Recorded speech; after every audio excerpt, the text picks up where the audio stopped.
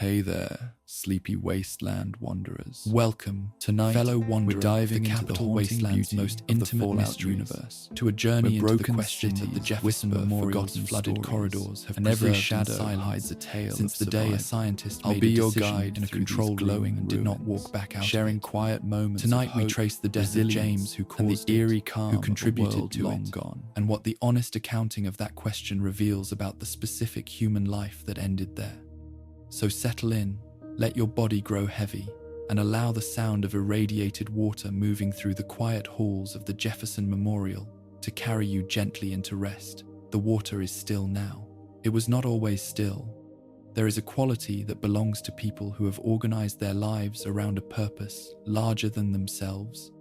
a quality of simultaneous completeness and incompleteness that distinguishes them from people whose purposes are more modest and more fully achievable within the ordinary span of a human life. The quality of people who know that what they are trying to accomplish will outlast them if it succeeds, who understand that the work is not something they will finish and then rest from, but something that will be finished or not finished regardless of what happens to them, and whose relationship with their own mortality is therefore shaped by this understanding in ways that more ordinary relationships with mortality are not. James had this quality before the bombs fell, had it through the vault years, and carried it into the post-vault journey that ended in the Jefferson Memorial's flooded control room. Understanding who James was before the vault is understanding where this quality came from and what it meant for everything that followed. The scientific tradition that James worked within before the bombs fell was not the tradition of basic research, not the tradition of scientists pursuing knowledge for its own sake, without particular concern for its immediate application, but the tradition of applied science organized around specific humanitarian purposes. The tradition of people who had chosen their research questions, not because the questions were intellectually compelling in the abstract, but because the answers to those questions would help specific categories of people who were currently being harmed by the absence of those answers.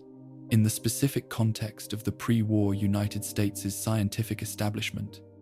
with its complex and often compromised relationship between pure research and military application and corporate interest and genuine humanitarian purpose, this tradition represented a specific institutional position, not the most prestigious or the most generously funded, but the most clearly oriented toward the purposes that James and Catherine had chosen to serve. Water purification and radiation treatment and large-scale distribution infrastructure were not the research areas that the pre-war period's most celebrated scientists were pursuing. They were the research areas of people who had looked at the specific conditions of the resource war's escalating humanitarian consequences and decided that making clean water available to people who did not have it was a more important problem than the more glamorous research questions that the establishment's most prestigious institutions were organized around. Catherine was, in every available account, James's intellectual equal and his moral peer, and the specific character of their partnership is essential for understanding what Project Purity meant to James in the decades after her death, because what Catherine was to the project was what the project was to James, not simply a professional collaboration, but the specific expression of a shared vision, whose intellectual and personal dimensions were inseparable from each other. They had arrived at the Project Purity concept together, had worked through the specific technical challenges of large-scale water purification and radiation treatment together, had chosen the Jefferson Memorial as the project's home together, had assembled the research team and secured the institutional support and developed the preliminary infrastructure together, and had done all of this while building the personal life that the lone wanderer's existence eventually evidenced, a life organized simultaneously around the project and around each other, whose specific integration of intellectual partnership and personal partnership was the specific source of the project's ambition and its coherence. The project was not simply something that Catherine and James had been working on when they died and were separated by her death. It was the specific form that their shared life had taken, the thing that was both hers and his in the most complete sense available to two people who had made something together. The Jefferson Memorial had not been chosen arbitrarily or simply for its available physical space, though the specific infrastructure that a major national monuments facilities provided was a practical consideration that mattered for the project's specific technical requirements. It had been chosen because the project's ambition required a location that communicated the scale of what it was attempting, that the provision of clean water to the post-war world was not simply a technical problem to be solved in an anonymous laboratory, but a civilizational project whose physical home should reflect the civilizational significance of what it was attempting to accomplish. The memorial's association with one of the pre-war nation's founding figures, its specific position in the landscape of the national capital, its combination of symbolic weight and practical utility. These were features that James and Catherine had valued not as vanity, but as a specific expression of the project's self-understanding. The understanding that what they were trying to build was not simply a water treatment facility, but the specific infrastructure of hope for a world that the bombs would otherwise leave without it. The resource wars that preceded the bomb's fall created specific pressures on every dimension of the pre-war scientific community's activity,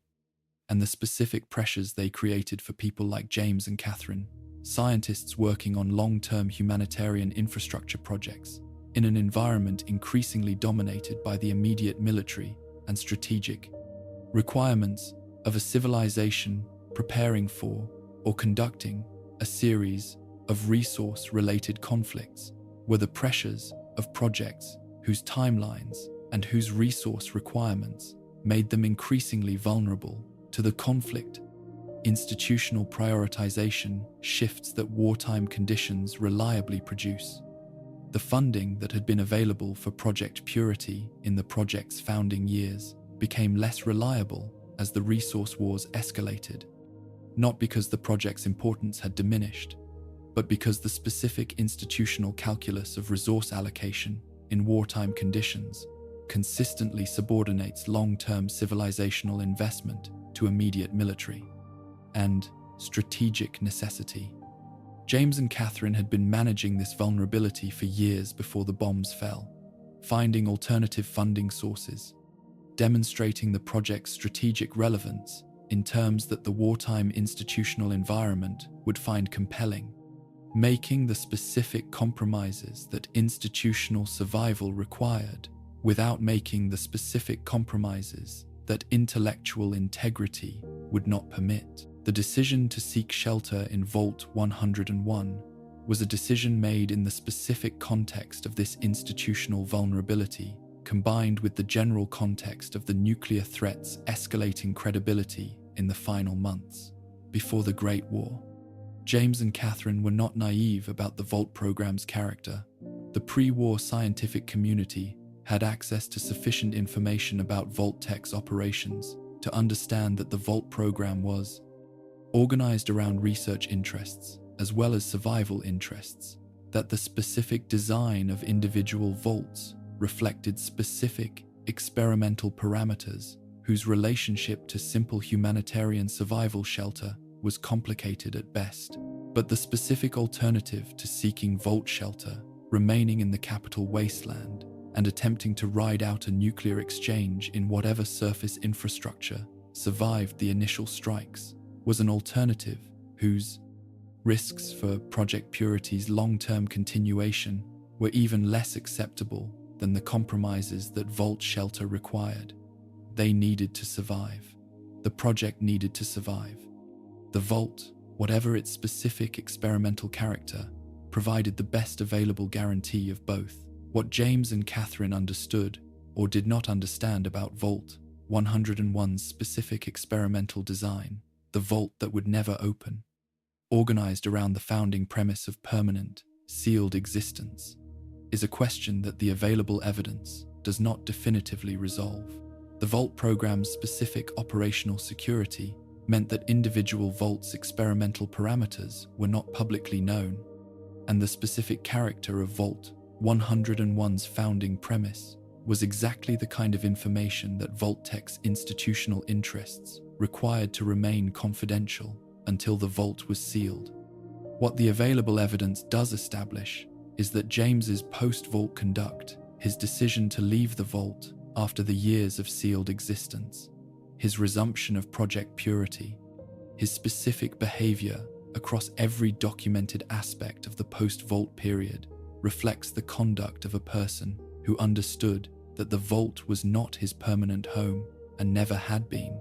a person whose relationship with the vault's institutional logic was always a relationship of temporary accommodation rather than genuine acceptance of the premise that the world outside had ceased to matter. The birth of the lone wanderer and the death of Catherine occurred within hours of each other in the vault's medical bay.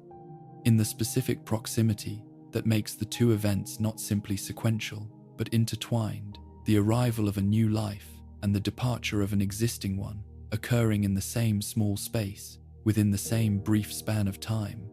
producing the specific experience of simultaneous joy and grief that the human emotional apparatus is not designed to process cleanly. That leaves marks on the person who survives it that the subsequent years of ordinary experience cannot fully erase or accommodate. James had been a person of specific commitments and specific purposes before that night. After it, he was the same person with those same commitments and those same purposes, but now carrying the additional weight of a loss that transformed the project from a shared vision into a personal obligation, from something they were building together into something he was completing for her. And the transformation of the project's emotional significance was not a small thing in a person whose emotional life was as thoroughly organized around his commitments as James's was. The specific quality of James's grief in the years following Catherine's death is documented only partially in the evidence that the game preserves in the holotapes, whose specific emotional register communicates more than their explicit content, in the terminal entries whose gaps and silences are as informative as what they directly state, in the specific quality of the relationship with the lone wanderer that the vault years established, and that the game's opening sections allow the player to experience in the specific forms it took. What the evidence establishes is the grief of a person who processed loss by redoubling commitment to purpose, by converting the specific pain of Catherine's absence into the specific energy of determination to finish what they had started, to make the project's completion the specific form that tribute to her memory took. This is a recognizable psychological response to grief, and it is not a dysfunctional response, but it is a response that has specific consequences for the person who adopts it, that makes the project's completion something more than a professional goal, that invests the project with the specific emotional weight of an obligation to the dead, and that therefore makes the project's specific risks something different from simply professional risks to a person who has taken this approach to processing loss. The lone wanderer was born into this situation, into a father whose grief was organized around a commitment that preceded the child's birth and that would outlast whatever specific form the vault year's institutional constraints required that commitment to take. The specific quality of the fathering that James provided across the vault years was the fathering of a person whose deepest commitments were partially occluded from the child by the specific institutional requirements of the vault's design, who loved the child genuinely and who expressed that love genuinely, but who could not fully share with the child the specific dimensions of his inner life that were organized around Catherine's memory and Project Purity's completion, without compromising the vault's institutional fiction that the outside world was inaccessible and irrelevant. The child grew up in the presence of a father who was fully present in the ways that the vault's institutional environment permitted and partially absent in the ways that it required. And the specific character of that partial absence, present in the warmth but absent in the full disclosure that genuine intimacy between parent and child requires, was the specific gift that the vault's institutional design gave to the relationship, a gift that cost more than either parent or child could fully account for in the specific terms that the vault years made available for such accounting. What James was before the vault was a scientist, and a partner, and a person whose commitments had taken a specific form that the vault could constrain but not eliminate, whose deepest purposes were organized around a project that the vault's sealed walls did not contain, and whose relationship with the specific question of what his life was for had been given a specific answer by the years of shared work and shared vision and shared life with Catherine that the vault's institutional reality could defer but could not replace. He carried all of this into the vault and through the vault years and back out into the capital wasteland when he finally left.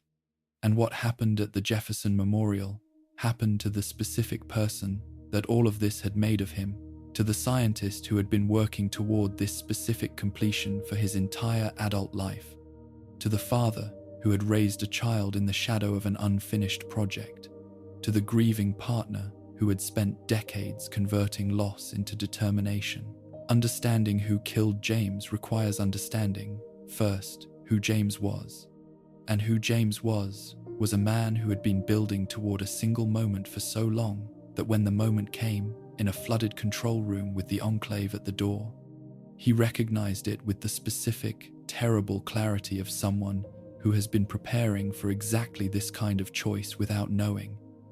until the choice presented itself. That preparation had been what the preceding years were for. The Vault is the defining institution of Fallout 3's world in a way that no other single location quite matches, not because it is the most dramatic or the most consequential location in the game's geography, but because it is the location whose specific institutional character most completely shaped the specific human beings whose story the game tells, shaped them not through a single dramatic event, but through the accumulated weight of years of daily life within its specific institutional arrangements, through the slow and largely invisible process by which the environment we inhabit makes us into the specific people we become, rather than the alternative people we might have been in different circumstances. James spent years in Vault 101, and those years were not simply a waiting period before the post-Vault action began.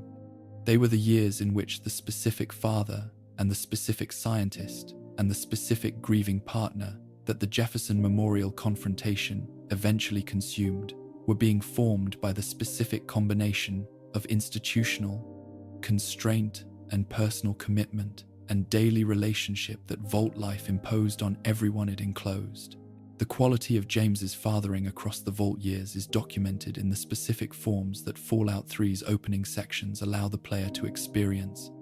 In the birthday party and the GOAT examination and the specific conversations whose emotional texture communicates something about the relationship that their explicit content alone does not fully capture. What these documented moments establish, taken together, is the portrait of a father who was genuinely present, who attended to the child's specific developmental needs with a care and a consistency that the Vault's constrained environment permitted, who maintained the warmth and the attentiveness that genuine parental love produces in people capable of expressing it, and who did all of this while carrying within himself the specific dimensions of his inner life that the Vault's institutional requirements prevented him from fully sharing with the child he was raising. The specific combination of genuine presence and structural withholding that James's fathering represented is not a condemnation of him as a parent. It was the specific form that adequate parenting took in the specific institutional conditions of a Vault whose founding premise required that its residents understand the outside world as inaccessible and irrelevant, a premise that a child raised within those walls could be expected to accept as simply the condition of existence, but that a father whose deepest commitments were organized around a project in the outside world could not accept without the specific form of dishonesty toward himself and toward his child that the acceptance would have required. The Vault-specific design, Vault 101's particular experimental premise of never opening, of permanent sealed existence, as the founding condition rather than as a temporary measure, pending the surface's recovery, created a specific institutional environment whose relationship with James's presence was fraught in ways that Overseer Almodovar's management had to navigate without the benefit of any clear institutional precedent for this specific configuration of incompatible commitments. Almodovar was not a villain in the simple sense of someone whose institutional authority was exercised in bad faith, was a person whose specific understanding of his institutional obligations led him to make specific decisions, whose consequences for James and for the lone wanderer and for the Vault's broader community were harmful in ways that the decision's specific institutional logic did not make visible as harms. The Overseer's obligation was to the Vault's institutional integrity, to the maintenance of the founding premise, whose continued credibility was what held the Vault community together in the specific absence of any external authority capable of enforcing compliance with the institutional arrangements that the community's survival required. James's presence was a standing challenge to that institutional integrity, a person whose entire history and whose entire inner life were organized around a relationship with the outside world that the Vault's founding premise required its residents to have no relationship with, and whose management therefore required the specific combination of accommodation and constraint that Almodovar exercised across the years of the Vault period. The specific evidence of what Almodovar knew about James's history and commitments is not comprehensive in the game's documentary record, but the general character of the institutional management is sufficiently documented to establish that the Overseer understood James's presence as a vulnerability to the Vault's institutional integrity, rather than simply as a feature of the resident population's demographic diversity. The management of this vulnerability took the specific form of accommodating James's presence without accommodating his purposes, allowing him to maintain the professional identity of a scientist and physician while ensuring that the specific direction of his scientific interests remained constrained within the Vault's operational requirements, permitting the personal relationship with the lone wanderer that James's parental role required, while monitoring the specific content of what that relationship communicated about the outside world and the purposes that the outside world contained. This management was not perfect. The Vault years produced in the lone wanderer exactly the kind of person whose departure James's departure would eventually require. A person whose relationship with the Vault's institutional premise was shaped by a father who carried within himself the living evidence that the premise was false, but it was the specific, imperfect management that the Vault's institutional resources and Almodovar's institutional understanding made available. The Project Purity work that James continued within the Vault's constrained research environment was work conducted under conditions that the project's actual requirements were entirely incompatible with work without access to the Jefferson Memorial's specific infrastructure, without access to the Rivet City team's specific expertise, without access to the data sources and the physical parameters that the project's specific technical challenges required for their resolution, conducted in the specific isolation of a sealed underground facility by a person working alone on problems that had been developed collaboratively and that the collaborative context had been essential for developing. What James was able to accomplish within these constraints was theoretical rather than practical, the development of the specific intellectual frameworks that the project's technical challenges required, the working through of the specific problems whose resolution would be necessary when the practical work resumed, the maintenance of the specific scientific fluency that years of inactive practice can erode in people who do not find ways to keep the relevant capacities alive. Whether this theoretical work constituted genuine progress on Project Purity, or primarily a form of psychological self-maintenance, a way of sustaining the specific relationship with the project's purposes that gave James's Vault years their organizing meaning, is a question that the available evidence does not definitively resolve, and the distinction may not be as clear as the framing implies, since intellectual work that serves psychological purposes can also constitute genuine intellectual progress, and frequently does. The decision to leave Vault 101 crystallized not at a single identifiable moment, but through the accumulation of specific developments, whose aggregate eventually produced the specific conviction that the time had come, that remaining in the vault was no longer the best available strategy for protecting both the lone wanderer and the project's completion, and that the specific risks of departure, enormous as they were, had been overtaken by the specific risks of continued sealed existence. What the available evidence suggests about the specific developments that contributed to this crystallization is not always what the game's surface narrative emphasizes. The surface narrative emphasizes the scientific breakthrough that made Project Purity's completion theoretically possible, the specific advance in his understanding of the project's requirements that gave him the confidence that the post-vault resumption could succeed where the pre-vault attempt had not quite arrived at completion. But beneath the scientific development was the specific accumulation of vault years' evidence about what staying in the vault was doing to the lone wanderer, the evidence that the child was being formed by an institutional environment whose founding premise James understood to be false, whose specific limitations as a place to grow a full human life were becoming more visible with each year that the child's development proceeded within them. The specific information that James chose to share with the lone wanderer in the period leading up to his departure, and the specific information he chose not to share, is the most revealing single piece of evidence available about the specific quality of his understanding of his obligations to his child in relation to his obligations to the project. He left without adequate preparation of the child he was leaving, left in the specific way of a person whose conviction that the departure was necessary had outrun his capacity to manage the departure's consequences for the person most directly affected by it, whose sense of urgency about the project's resumption had created a specific blind spot about the specific vulnerability that departure without preparation would create for the child who would be left behind in a vault whose overseer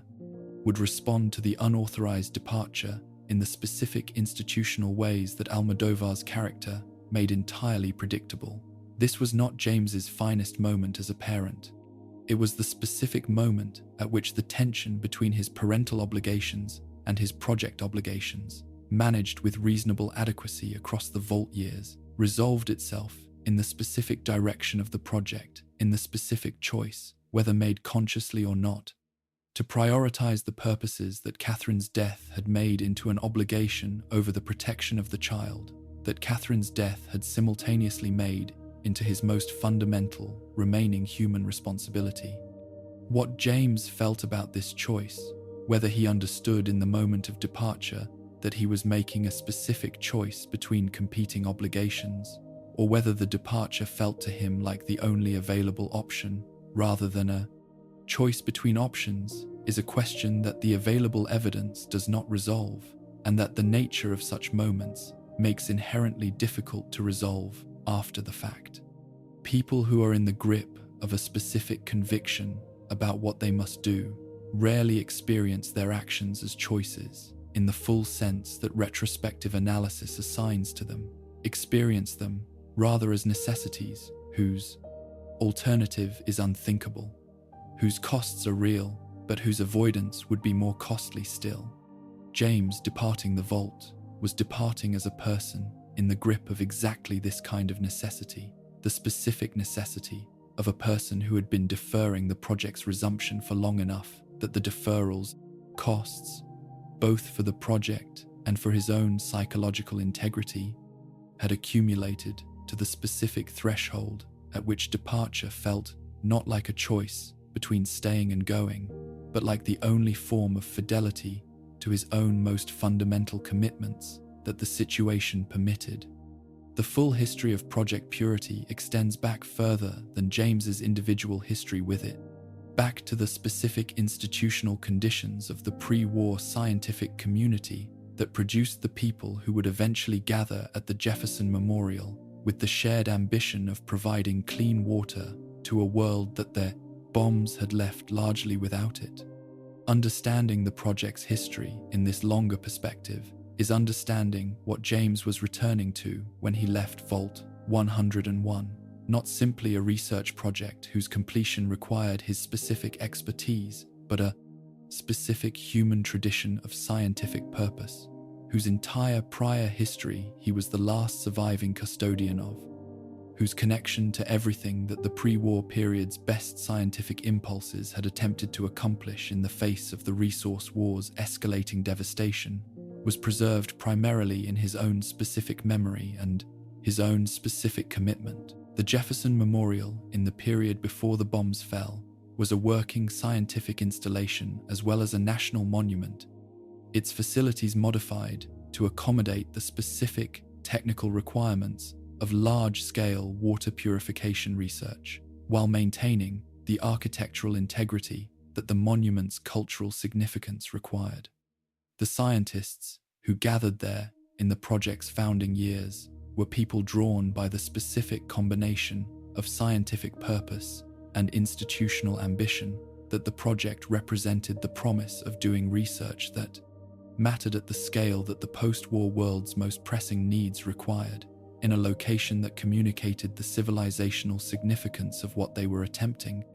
under the leadership of people whose specific scientific capabilities and specific moral commitments made the enterprise credible rather than simply aspirational. The pre-war Project Purity team was not large.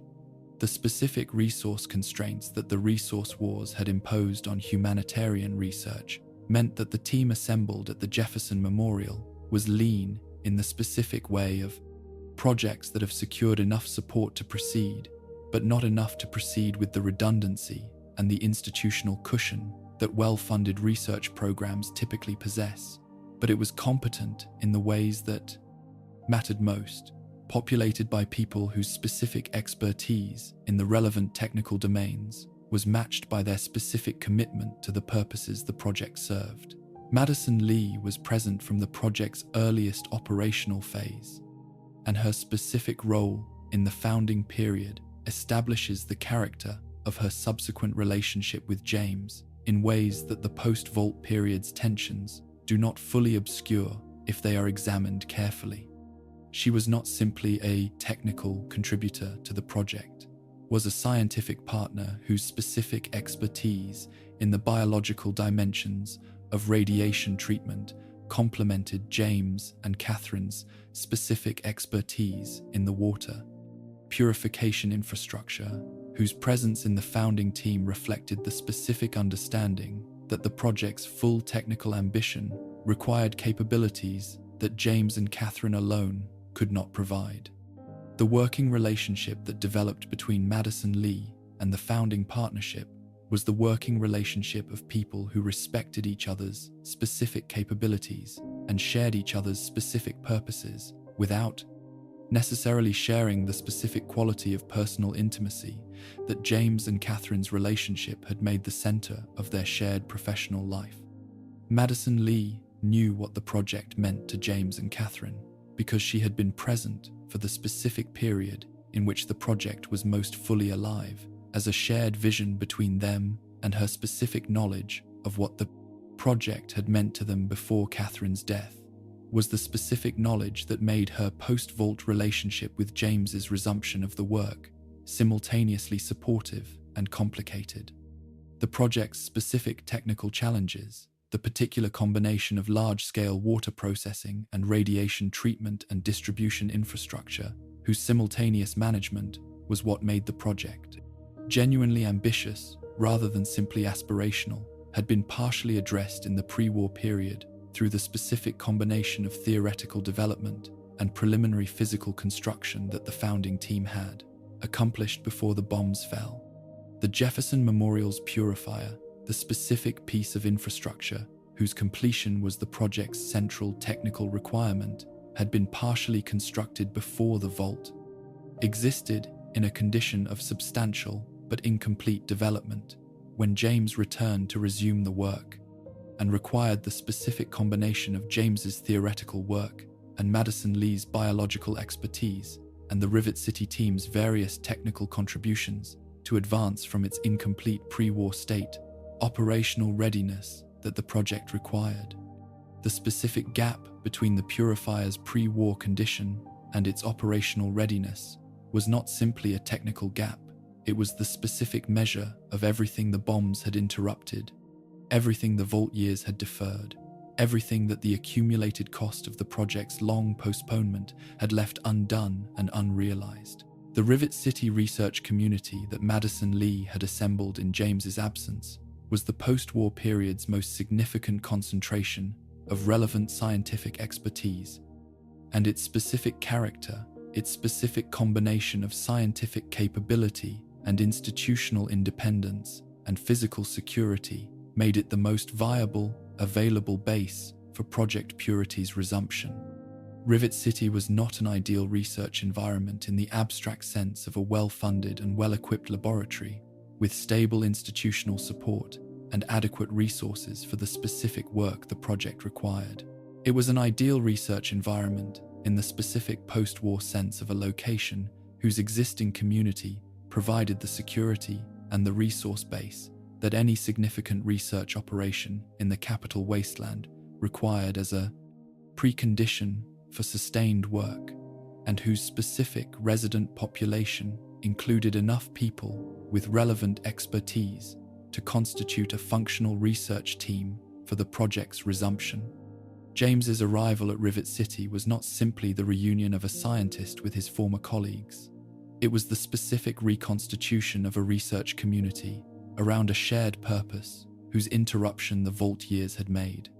feel permanent to the people who had spent those years without the project's founding scientific leader. The specific condition of the Jefferson Memorial when James and the Rivet City team arrived to resume the work was the condition of a facility that had been exposed to 20 years of the post-war environment's specific combined effects: radiation, flooding, the general physical deterioration that unmaintained pre-war infrastructure experienced across the decades of the wasteland's development, and the specific damage that direct conflict and the various human activities that had occurred in and around the monument across the post-war period had imposed on the facility's specific physical and mechanical systems. The purifier's partial pre-war construction had survived in sufficient condition to remain the foundation of the project's resumption, rather than requiring complete reconstruction from the beginning. But the work of bringing it from its surviving condition to operational readiness was substantial years of effort by a team whose specific capabilities were adequate to the task, but whose specific resources were limited by the remalve. Post-war environment's general scarcity of everything that complex technical work requires. James understood when he arrived at the Jefferson Memorial and assessed the purifier's condition and began the specific technical work of planning its completion, that the project was closer to realization than the Vault years' deferred anticipation had allowed him to fully believe. The specific evidence of his own and Catherine's pre-war work was present in the partially constructed infrastructure, present in the surviving documentation, present in the specific ways that the physical reality of the project's incomplete construction matched the theoretical frameworks he had been developing in the Vault years' isolation. The recognition that the project was achievable, not simply in principle, but in the specific practical terms of existing infrastructure and existing expertise and existing resources, was the recognition that had made the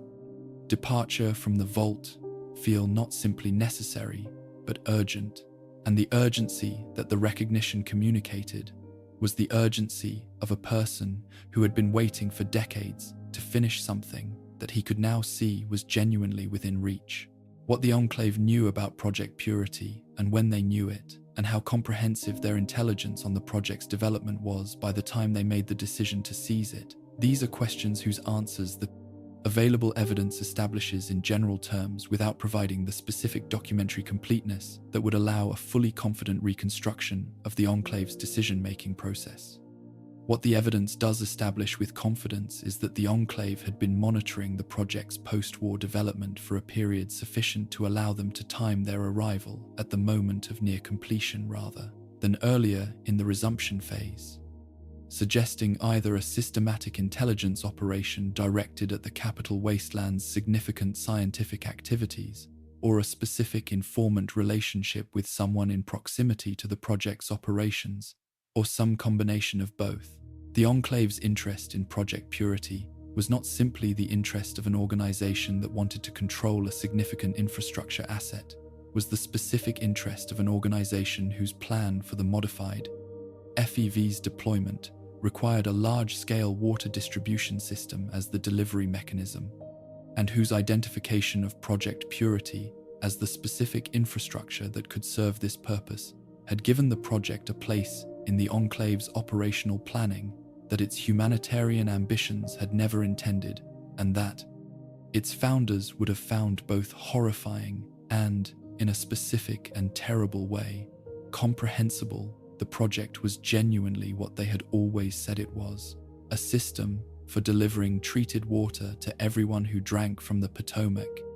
and the Enclave's plan was simply a specific corruption of that genuine capability toward the specific purpose that the purity ideology had always been moving toward. The specific moment at which the Enclave's forces arrived at the Jefferson Memorial was a moment whose specific dramatic character the game renders with economy, the sudden presence of soldiers, the confrontation in the control room, the specific exchange between Colonel Autumn and James, whose content established the specific terms of the institutional conflict that the Enclave's arrival had converted from a theoretical future threat into an immediate present reality. James had known that the Enclave was a potential threat to the project. Anyone with knowledge of the capital wasteland's political landscape and knowledge of the Enclave's institutional character would have identified the organization as a potential threat to any significant infrastructure development. But the specific knowledge that the Enclave was coming for Project Purity specifically, at this specific moment of its near completion, was knowledge that the timing of their arrival precluded him from having prepared for, with the specific countermeasures that adequate preparation would have allowed. Colonel Autumn was not simply a soldier executing orders, was a person whose specific institutional history and specific intellectual character made him a more complex and more dangerous antagonist than a simple order executor would have been. He was the human expression of the Enclave's institutional competence at its most developed, the product of generations of Enclave military and scientific formation, the person in whom the organization's specific capabilities were most completely realized, and simultaneously, the person in whom the organization's specific ideological commitments were most actively contested by the competing commitments that his own specific moral character had developed alongside and partly against the institutional formation that produced him. Autumn's resistance to Eden's plan to deploy the modified FEV, his specific rejection of the most extreme expression of the purity ideology's practical implications, was not simply a tactical disagreement about methods.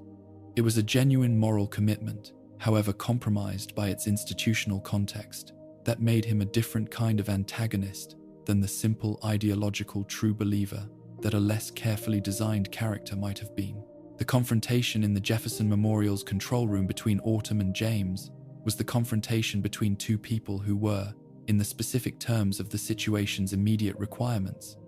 entirely incompatible. Between a man whose life's work was the project now at stake,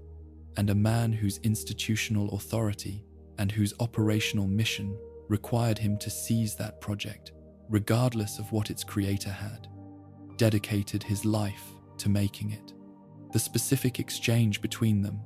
the demands, the refusals,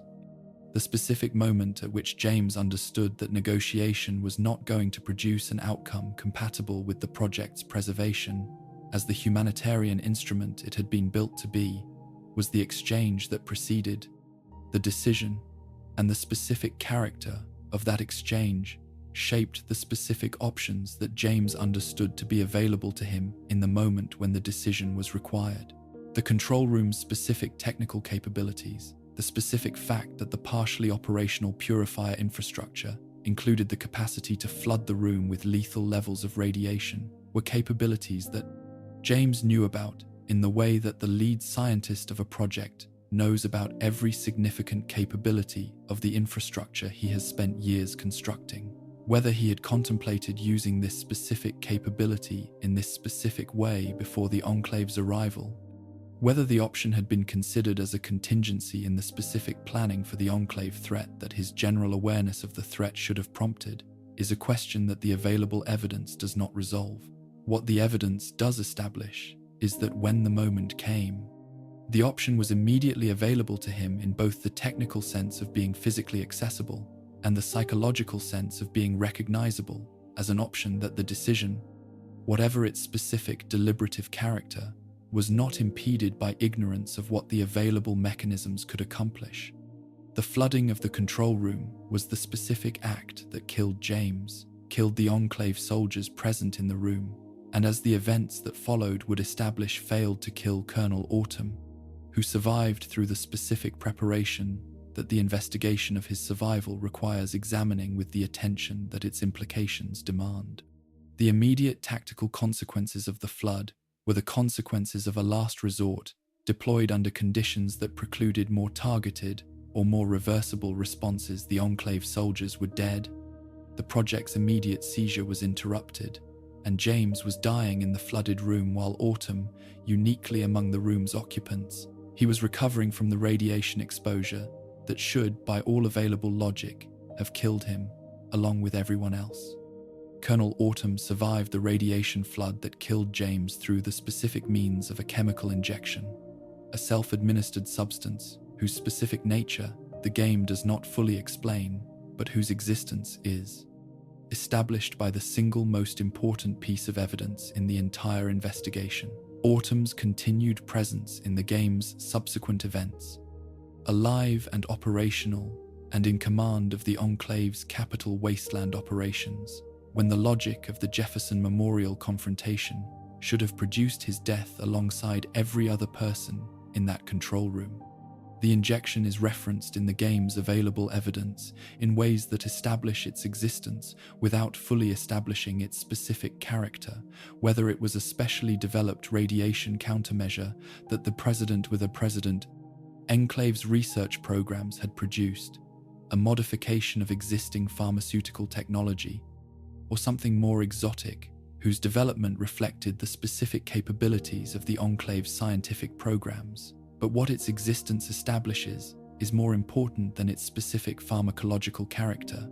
because what it establishes is that Autumn came to the Jefferson Memorial prepared for exactly the scenario that James produced. The specific implications of Autumn's preparation are the implications that most directly complicate the simple narrative of James's death as a sacrifice that accomplished its intended purpose.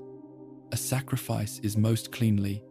a sacrifice when the person making it understands the specific consequences their action will produce and accepts those consequences as the cost of achieving the specific purpose the action serves. James flooded the control room to prevent the Enclave from using Project Purity, and he died in doing so. This much is clear. What is less clear, and what Autumn's survival introduces as a specific complication,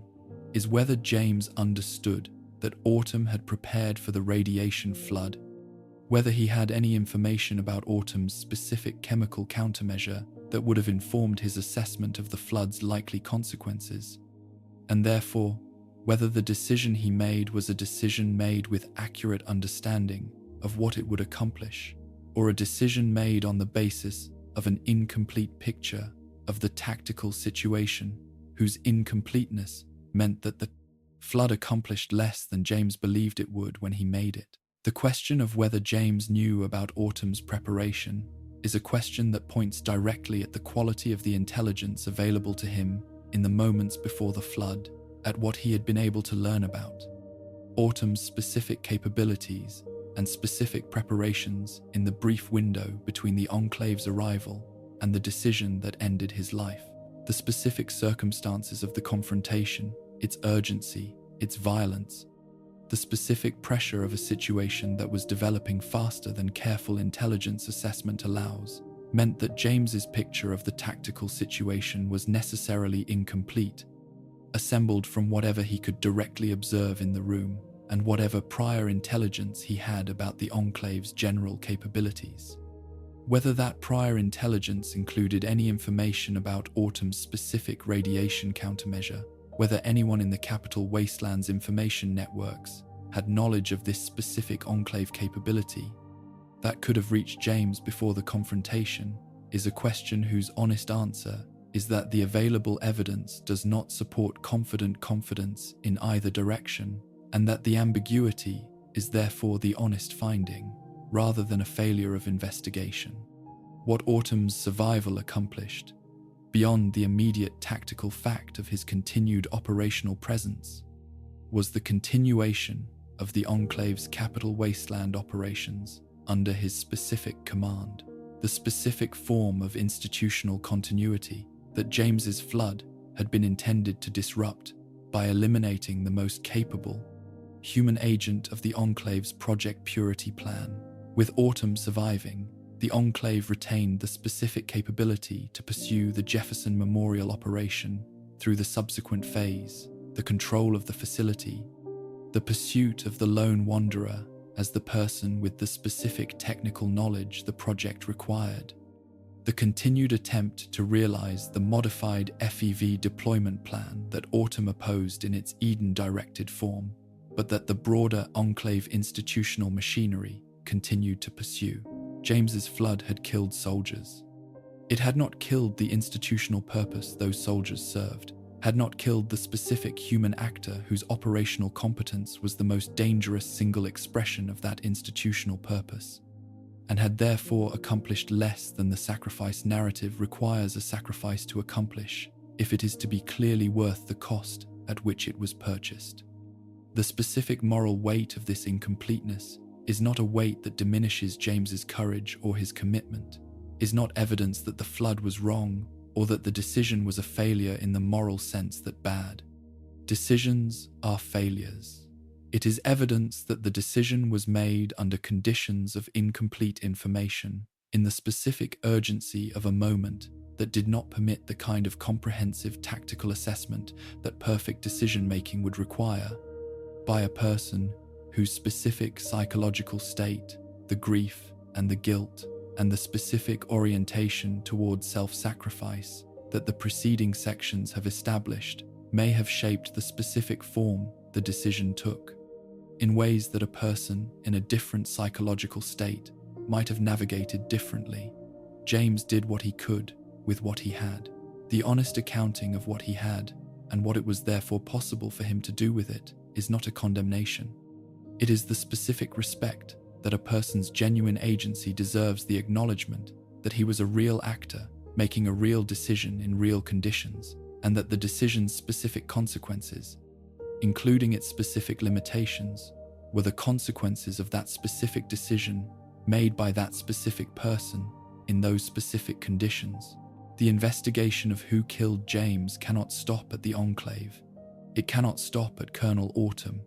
It cannot stop at the control room's specific events or the specific decisions made in the minutes before the flood. It must follow the causal chain backward through the Vault years and the Project Purity history and the specific character of the institutional forces that converged on the Jefferson Memorial, and it must follow it forward through the lone wanderer's journey and the specific question of what the child who lost the father contributed to and bore witness to and carried away from the room where the water rose. The full accounting is the accounting that honors the full complexity of what happened, and the full complexity is the specific legacy of a specific man whose life and death were both more and less than the simple narrative of heroic sacrifice that the game's structure makes so easy and so insufficient as a final answer. James and Catherine had not built Project Purity for the Enclave to inherit, and yet by the time the modified strain of the forced evolutionary virus existed in a form that could be carried in a vial and dispersed through a water system, the project's eventual seizure was no longer a possibility hanging at the edge of the story, but something closer to a certainty, whose only open question was timing. The Enclave's interest in Project Purity did not begin with the device's near completion. It began earlier, in the long internal history of an organization whose entire institutional premise was that the pre-war government had never actually ended, that the wasteland's surface population was a population to be administered rather than governed, and that the specific tools available for that administration were whatever tools could be made to work.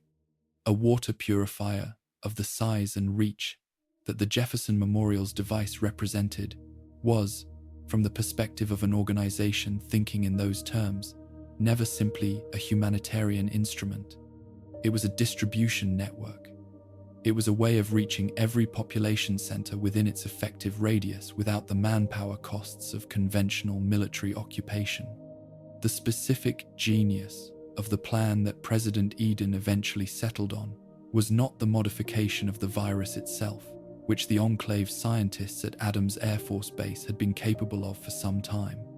but the recognition that Project Purity solved the one problem that the Enclave's other ambitions had never solved: the problem of delivery. A weapon that requires soldiers to carry it building by building is a weapon with limits. A weapon that travels through a water main is a weapon without them. Understanding James's death requires understanding that the device he built, the device that consumed his post-vault life and his pre-war ambitions and his marriage to Catherine's memory, was valuable to the Enclave for exactly the reason it had been precious to James, because it touched everyone. The same scope that made it a humanitarian triumph made it, in the hands of a different institution with a different conception of what touching everyone should accomplish, a delivery mechanism for something considerably less generous than clean water. The specific stage of institutional development at which the Enclave found itself when it moved on Project Purity matters more than the script's typical engagement with the moment usually allows. The Enclave, by this point, was not a young organization improvising its way toward a strategy.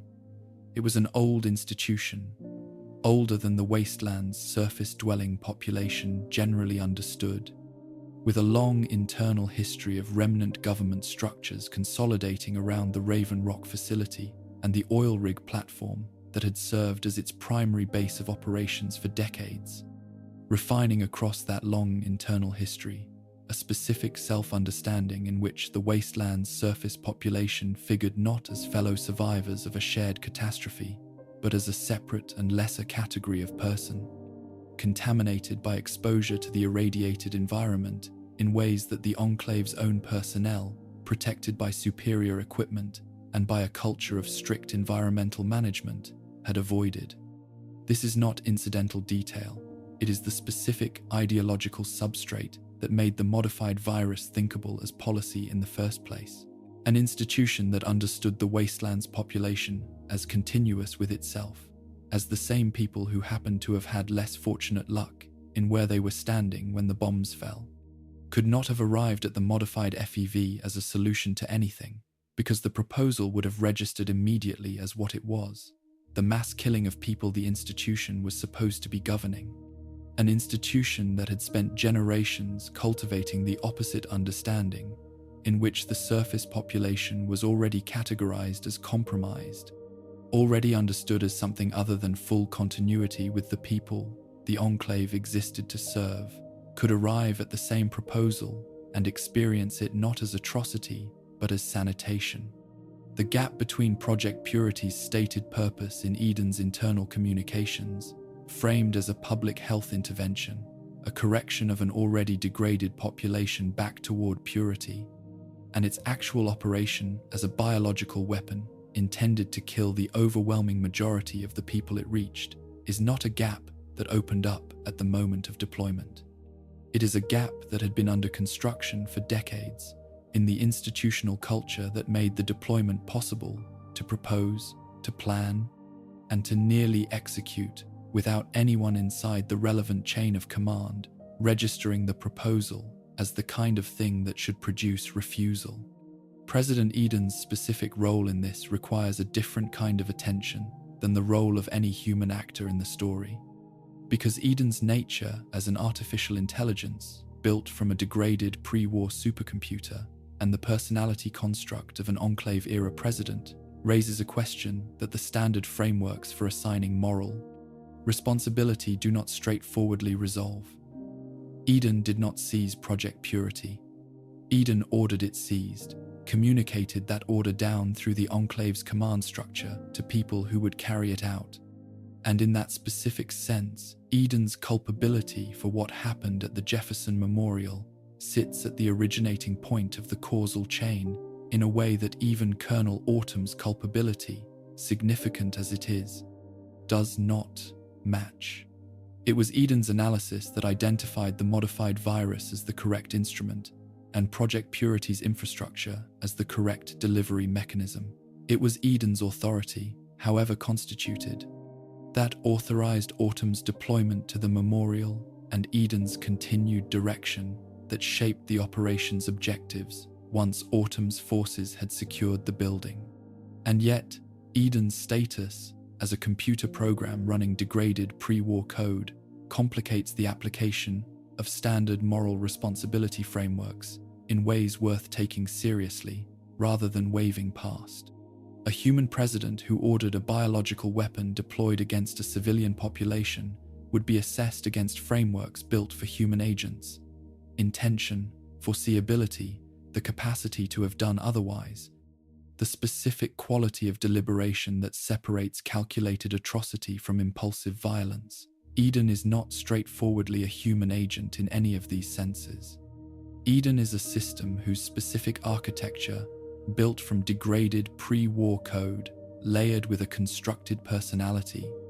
raises real questions about whether the entity making these decisions possessed anything resembling the capacity for moral deliberation that responsibility frameworks generally presuppose,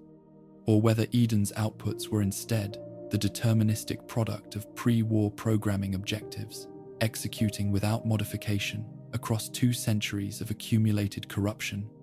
incapable of registering an alternative course of action as a live option in the way a human decision-maker, however constrained by institutional pressure, retains at least the formal capacity to do. This is not an argument for exculpating Eden. Whatever the correct account of Eden's specific moral status turns out to be, the decisions that issued from Eden's processing produced the operation that killed James, and the institutional structure that built Eden, maintained Eden, and implemented Eden's directives without apparent internal resistance bears responsibility for that outcome, regardless of how the philosophical question of Eden's individual culpability resolves. But the honest accounting that the broader investigation has committed itself to requires noting that Eden's specific position in the causal chain, originating, authoritative, and yet possibly non-deliberative, in a sense that complicates the application of standard responsibility frameworks, is among the genuinely unresolved questions that the events at the Jefferson Memorial leave open, and that this lack of resolution is itself informative about the specific kind of institution that built a decision-making system whose moral status, under pressure, nobody apparently thought carefully enough about to settle in, advance. What the Enclave's institutional culture made of Colonel Autumn deserves attention at a different register than what it made of Eden, because Autumn is unambiguously human, unambiguously capable of the kind of deliberation that responsibility frameworks presuppose, and unambiguously a product of an institutional formation that selected for and cultivated specific capacities in him long before he ever stood in the Jefferson Memorial's control room. The Enclave's officer corps was not assembled from people who happened to have the right skills. It was cultivated, generation after generation, inside the closed institutional environment of the oil rig and later Raven Rock, through a specific combination of military training, ideological education, and the lived experience of belonging to an organization that understood itself as the legitimate continuation of pre-war American government, rather than as one more wasteland faction among many. A person formed inside that environment from a young age, taught that the surface population's degraded condition justified extraordinary measures, taught that the chain of command's authority substituted for the kind of independent ethical judgment that might otherwise have intervened, and given repeated operational experience in which following orders against wasteland populations was rewarded and questioning those orders was not, arrives at a moment like the Jefferson Memorial confrontation, already shaped into the kind of actor capable of doing what Autumn did. This is the specific sense in which institutional responsibility extends beyond the simple observation that Autumn acted under orders. The Enclave did not merely command Autumn to seize the memorial. It built, across however many years preceded the operation, the specific person who would receive that command and execute it without the kind of resistance that a differently formed officer might have offered. The capabilities that made Autumn effective, his tactical competence, his operational discipline, his willingness to treat the modified virus's deployment as a legitimate instrument of policy rather than as a moral emergency requiring refusal, were not capacities he arrived with. They were capacities the institution cultivated in him, specifically because they were capacities the institution needed, available in its officer corps when moments like the Jefferson Memorial operation arrived. An institution that requires extreme actions from its operational agents and that selects, trains, and promotes for the specific psychological profile capable of performing those actions without hesitation has, in a meaningful sense, manufactured the outcome before the outcome's specific occasion ever presented itself. Autumn's later resistance to Eden's plan, his apparent reluctance to proceed with the indiscriminate use of the modified virus once he had secured the memorial, complicates this account without overturning it. It suggests that the institutional formation that produced Autumn was not total, that some capacity for independent moral assessment survived the Enclave's cultivation of him, even if it arrived too late to prevent James's death, and arrived in a form constrained enough that Autumn pursued his resistance through internal institutional channels, rather than through the kind of open refusal that might have changed what happened at the memorial itself. The Enclave built an instrument capable of producing James's death, and only partially capable of resisting the further instructions that instrument's makers issued once the death had already occurred. The chain of command, through which the decision to seize Project Purity and the specific conduct of the seizure were authorized and directed, deserves its own examination. Because the distribution of institutional responsibility across a hierarchical organization is rarely as simple as identifying the person at the top and the person who pulled the trigger and assigning the full weight of culpability to those 2 points while treating everyone in between as a transmission medium without independent moral standing. The soldiers killed by James's radiation flood were, in the most immediate sense, victims of James's own desperate defensive action, but they arrived in that control room only because an entire apparatus of logistics, intelligence, transport, and command authorization had positioned them there, and each link in that apparatus, the officers who planned the deployment route, the analysts who assessed the memorial's defenses, the quartermasters who equipped the operation, the broader institutional culture that made volunteering for or accepting assignment to an operation like this one unremarkable, rather than the kind of order that invited refusal, bears some fraction of the responsibility for the fact that there were soldiers in that room at all. Distributed responsibility of this kind is not a way of diluting culpability until it disappears into an undifferentiated institutional fog where no specific actor can be held to account. It is instead a recognition that institutions of this character, hierarchical, secretive, organized around unquestioning execution of decisions made at a level the executing agents are not positioned to evaluate independently, produce outcomes like the Jefferson Memorial seizure, precisely because they are designed to prevent the kind of independent ethical assessment at any single point in the chain that might have stopped the operation before it reached the room where James was waiting. Eden decided. Autumn executed. The soldiers who died executing Autumn's orders were themselves instruments of a decision made well above their pay grade, and the specific tragedy of their deaths inside James's radiation flood does not erase the fact that their presence in that room was itself the product of an institutional structure that asked them to be there and gave them no meaningful institutional channel through which to ask whether they should be. Whether the Enclave's institutional actors understood the specific character of what they were seizing, and specifically, whether Autumn understood that the man standing in front of him in the Jefferson Memorial's control room was not merely an obstacle, but the scientist whose entire post-vault existence had been organized around the project Autumn had been sent to take, is a question the available evidence does not answer with the clarity the question deserves, and the honest accounting has to sit with that uncertainty, rather than resolving it in whichever direction makes the moral story cleaner. There is reason to think the Enclave's intelligence on Project Purity was sophisticated enough to have identified James specifically, by name, by history, by his position as the project's lead scientist and the person whose return to active development had made the project's near completion possible in the first place. An organization capable of tracking the project's technical progress closely enough to time its seizure for the moment of near completion was plausibly capable of identifying who was doing the work that produced that progress. If Autumn knew, walking into that confrontation, that the man across from him was not an anonymous scientist but James specifically, the particular individual whose decades-long personal investment in the project the preceding sections of this investigation have established at such length, then Autumn's conduct during the confrontation takes on a specific character of personal as well as institutional violence, the deliberate confrontation of a known, specific person rather than the abstract elimination of an obstacle. If Autumn did not know,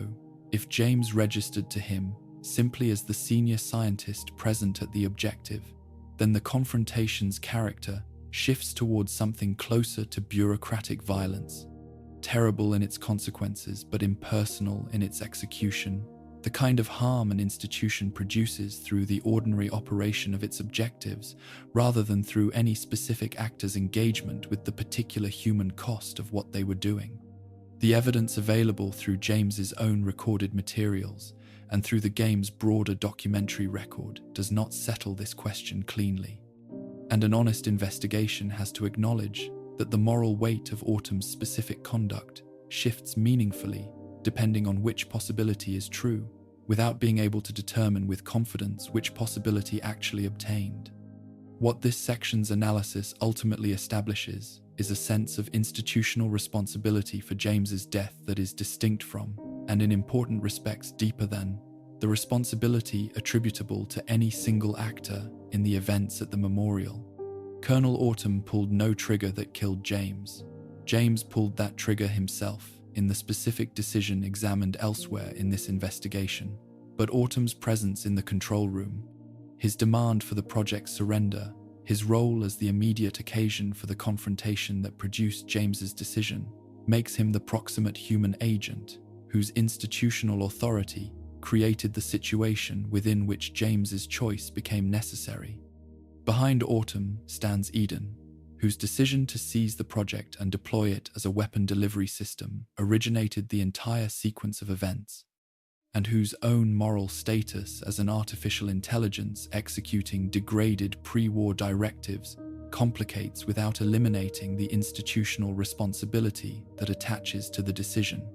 Behind Eden stands the Enclave as an institution across its full historical depth, the organization that cultivated the ideological framework in which the surface population's degraded status justified extraordinary measures,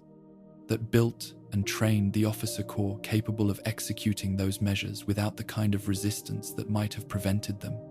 and that constructed the hierarchical command structure through which responsibility for the outcome diffuses across dozens of specific actors without disappearing from any of them entirely. The Enclave did not simply kill James through the specific actions of Colonel Autumn on a single afternoon at the Jefferson Memorial. It built, across decades, the institutional conditions, the ideological commitments, the cultivated human capabilities, and the hierarchical command structure that made that afternoon's specific outcome not merely possible but, once the project reached the stage of near completion that made it valuable as a weapons platform. Very nearly inevitable. Understanding who killed James requires understanding that the Enclave's responsibility operates at this institutional depth, prior to and more durable than the individual choices of the specific people who carried the institution's purposes into the room where James died. James's death has been told in the millions of living rooms and shared screens where Fallout 3's story has been experienced as a sacrifice. He flooded the room with radiation to keep the project out of the Enclave's hands. He died so that his life's work would not become a weapon, and the player who has just spent the preceding hour fighting through the Jefferson Memorial's corridors to reach him receives this account with the specific emotional clarity that video game narrative structure is built to provide. The story closes a loop.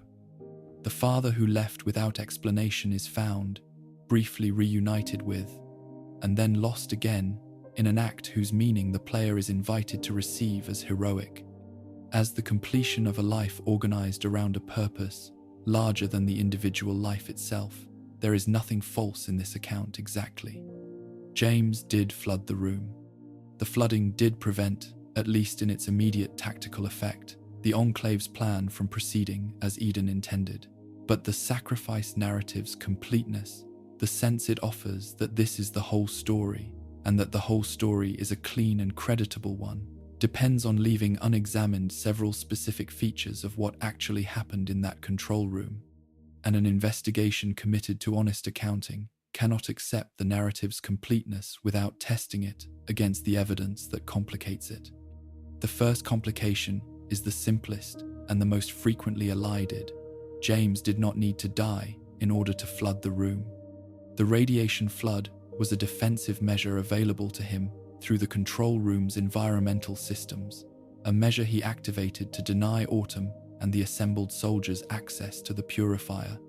And the specific lethality of irradiated water at the concentration the flood produced was lethality that applied to everyone present in the room without distinction, James included, unless some specific protective measure intervened. The sacrifice narrative treats James's death as the necessary cost of the flood, as though there were no version of events in which he activated the same defensive measure and then escaped, or shielded himself, or otherwise avoided the consequence that claimed the soldiers around him, and very nearly claimed Autumn as well. The available evidence does not establish that James lacked the time or the means to attempt some version of self-preservation in the moments after he made the decision to flood the room. It establishes that he did not attempt one, or that whatever attempt he might have made failed in a way the game's narrative does not document with the specificity that would let a viewer distinguish between the two possibilities with confidence. This is the gap the sacrifice narrative depends on leaving unexamined, because the moment a viewer asks whether James had to die rather than merely had to flood the room, the comfortable equivalence between the tactical act and its personal cost begins to come apart, and a more complicated set of questions opens in the space the equivalence used to occupy. The question of alternatives deserves more specific attention than the broad observation that James might have tried to save himself. The control room James occupied when the confrontation reached its critical point was not a featureless box, offering him a single binary choice between flooding it and not flooding it. It was a functioning piece of pre-war infrastructure with multiple systems, multiple potential points of intervention, and at least the theoretical possibility of a defensive response that denied the Enclave the project's use without requiring the specific lethal flood that James in fact triggered. Whether any of those alternative responses were genuinely available to him in the specific tactical situation he faced, surrounded by Autumn's soldiers, working against whatever time pressure the confrontation's escalation had created, operating with whatever specific knowledge he had or lacked about the Purifier's systems after years away from active development on the project, is a question the available evidence cannot answer with certainty. But the question matters because the answer shapes how James's specific choice should be understood. If the radiation flood was genuinely the only available means of denying the Enclave the project, then James's decision to use it, whatever its lethal cost to himself, represents the selection of the only effective option under circumstances that left him no better alternative, a tragic necessity rather than a chosen martyrdom. If alternatives existed that might have served the same protective function with less certainty of his own death, and James selected the flood despite those alternatives, then the decision takes on a different character, one in which the flood's lethality to himself was not merely tolerated as an unavoidable cost, but was, in some sense, the available evidence cannot fully illuminate. Part of what made the option attractive to a man whose psychological condition in that moment may have included something closer to readiness for his own death than the sacrifice narrative's framing of pure tactical necessity allows. For this is where James's specific psychological state in the period leading up to the confrontation becomes load-bearing for understanding what the decision actually was, rather than simply background color explaining why he returned to the project in the first place. A man who has spent years away from his child, who left that child without the explanation that might have allowed an informed choice about whether and how to follow, carries a specific kind of guilt into whatever confrontation eventually arrives. A guilt distinct from and compounding the older guilt that Catherine's death in childbirth had already established as a permanent feature of his inner life. A man whose return to Project Purity after the Vault years was simultaneously a resumption of his life's scientific work and a renewed proximity to the specific tragedy that had ended Catherine's life and begun his own. Complicated relationship to fatherhood, the project itself functioning as both connection to her memory and obligation incurred on her behalf, carries into the Jefferson Memorial's control room a psychological history in which the project's completion and his own continued survival were never straightforwardly aligned goals in the way the sacrifice narrative's simple heroism assumes. None of this is offered as a clinical diagnosis of James's mental state, which the available evidence does not support with the specificity such a diagnosis would require, but as an observation about the kind of man who arrived at that confrontation, someone carrying a substantial weight of unresolved grief and guilt, someone whose relationship to his own continued existence had been shaped for years by losses and absences that complicate any straightforward account of his final choice as pure tactical calculation untouched by what else was happening. Inside him, the distinction between the flood as tactic and the flood as statement is the specific fault line along which this section's analysis has to proceed most carefully, because the two framings are not mutually exclusive in the way a simple either-or question might suggest, and the honest answer likely involves some combination of both operating simultaneously in a way that resists the kind of clean separation a tidier narrative would prefer. As tactic, the flood accomplished something real. It denied Autumn's forces immediate access to the purifier. It killed or incapacitated the soldiers in the room, and it created the specific complication of Autumn's survival that the preceding section examined as the single fact that most directly disrupts any simple account of what happened. As statement, the flood carries a different kind of meaning, one in which the specific manner of its execution, an act that James had every reason to expect would end his own life along with denying the Enclave its objective, expresses something about how James understood the relationship between his own continued existence and the project's continued integrity that exceeds what tactical necessity alone would require. A purely tactical actor, having no other motive beyond denying the enemy the objective, would presumably have attempted whatever self-preserving measures the situation allowed for, treating his own survival as a value to be protected alongside the project's protection, rather than as a cost to be accepted without apparent resistance.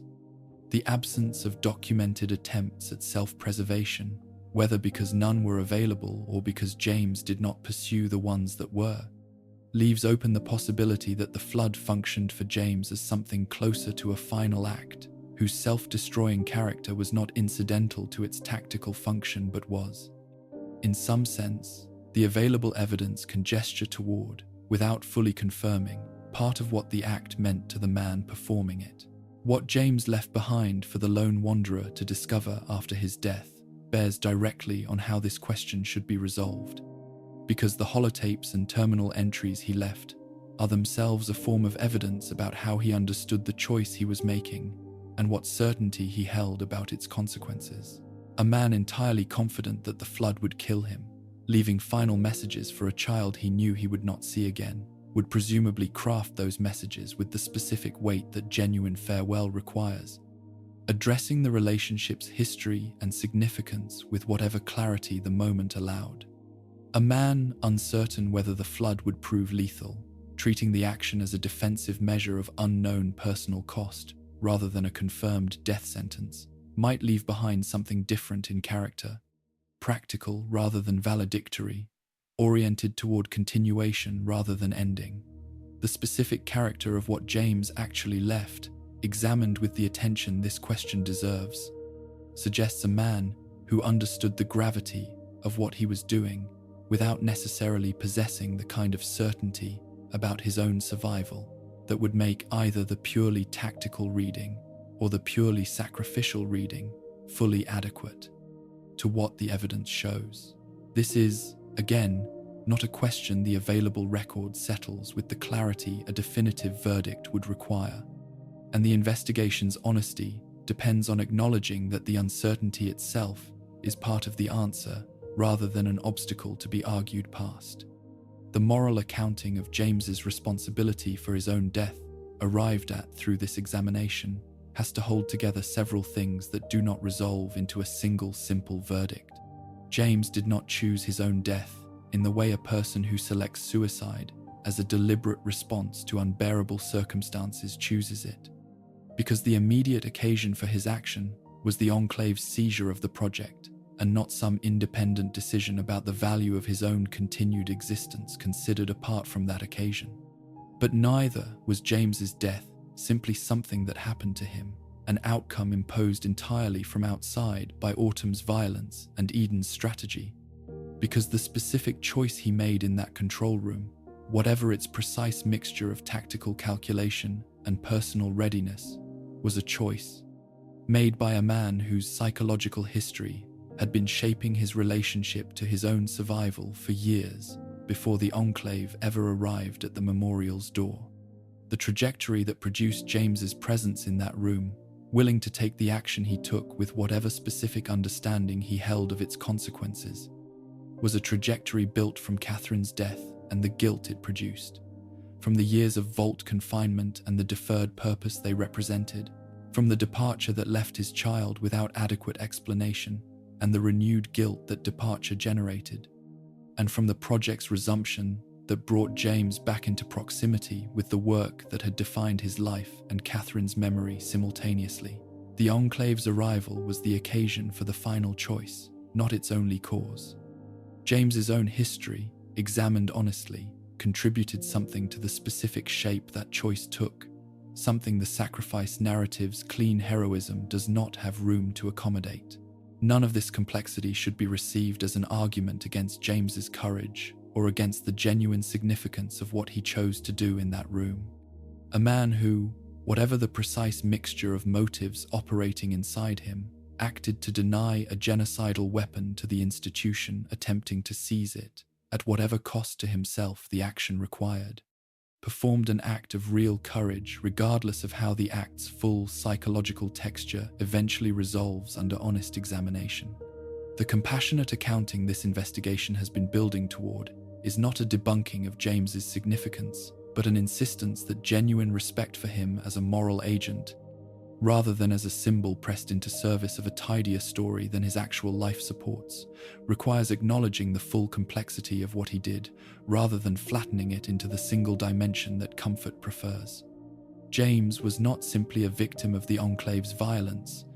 though the Enclave's violence created the occasion for what happened to him. He was not simply a hero whose death requires no further examination, though what he did contained genuine heroism within its more complicated whole. He was a man whose specific history of loss and guilt and deferred purpose met an institutional violence that exploited the project he had given his life to, and what happened in that control room was the specific, irreducible product of both those forces operating together, neither one sufficient on its own to explain what actually occurred. Honoring James means accepting that complexity rather than resolving it prematurely into whichever single story, victim, or hero asks the least of the person trying to understand him. Every story about the lone wanderer's emergence from Vault 101 is also, whether the narrative foregrounds it or not, a story about guilt, because the structure of the game places the player inside the consciousness of a person whose decision to leave the vault in search of a missing father becomes, by the story's end, inseparable from the events that killed that father. This is worth sitting with before any attempt to adjudicate the actual moral content of the lone wanderer's role, because the narrative structure itself does a great deal of work to produce a felt sense of responsibility that an honest causal investigation may or may not vindicate, and the two things, the felt guilt and the actual responsibility, are not the same thing, even though the game's storytelling repeatedly invites the player to experience them as identical. The departure from Vault 101 functions in the story as the initiating event of everything that follows, the moment at which the lone wanderer's path and James's path, separated for years by the vault's sealed door, begin moving back toward each other and eventually converge at the Jefferson Memorial. This is true in the narrow sense that the player's journey across the capital wasteland, the specific people encountered, the specific information gathered about James's whereabouts and intentions, the specific timeline along which the lone wanderer's search unfolds. All of this only happens because the vault door opened and the search began. But initiating a sequence of events and causing its outcome are different things. And the question this section has to take seriously is whether the Enclave's seizure of Project Purity and the specific confrontation that killed James would have happened regardless of the lone wanderer's involvement, on a different timeline perhaps, under somewhat different circumstances perhaps, but with substantially the same outcome, or whether the lone wanderer's specific path through the wasteland contributed operational intelligence or operational urgency to the Enclave's planning in ways that changed not just the timing, but the character of what eventually happened at the memorial. The available evidence suggests the Enclave's intelligence gathering capacity regarding Project Purity's progress was substantial and largely independent of the lone wanderer's specific movements. An organization with monitoring capabilities, sophisticated enough to track the project's technical development, closely enough to time a seizure for the moment of near completion, was almost certainly not relying on a single, vault-raised teenager's wanderings as its primary intelligence channel. The Enclave had its own sources, its own surveillance, its own long institutional patience for watching developments it intended eventually to exploit. This matters considerably for how the causal question should be answered, because if the Enclave's seizure was already substantially determined by factors independent of the lone wanderer's journey, factors rooted in the project's own technical timeline and in the Enclave's own institutional readiness to act once that timeline reached the relevant threshold, then the specific contribution the lone wanderer's search made to the eventual outcome shrinks considerably from what the narrative's emotional structure implies it should be. The player experiences the search for James as the engine driving the story toward its climax,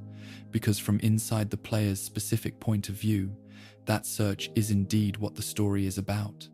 But the Enclave's operation at the Jefferson Memorial was not, in all likelihood, waiting on the lone wanderer's arrival to become possible. It was waiting on the project's own readiness, a readiness whose timeline the lone wanderer's search neither created nor substantially accelerated. There is a narrower and more honest version of the causal question worth asking in place of the broad one, which is whether the lone wanderer's specific arrival at the Jefferson Memorial as opposed to the broader fact of having left the vault and searched for James at all, changed anything about how the confrontation in the control room actually unfolded. Here the evidence supports a more qualified answer. The lone wanderer's presence at the memorial during the Enclave's operation does appear to have been a specific element of how the final confrontation played out. The player's arrival, coinciding with, or shortly preceding, Autumn's forces' assault on the facility, the player's own actions during the ensuing combat, contributing to the specific tactical situation James faced when he made his final decision. This is different from saying the lone wanderer caused the Enclave's seizure of the project, which the broader institutional readiness examined above suggests would have proceeded substantially regardless. It is closer to saying that the lone wanderer's specific presence shaped some of the specific texture of how an already largely determined confrontation unfolded once it began, without being the cause of the confrontation's occurrence in the first place. This distinction between contributing to a sequence of events and causing that sequence to exist at all is exactly the distinction the narrative's guilt-inducing structure tends to collapse,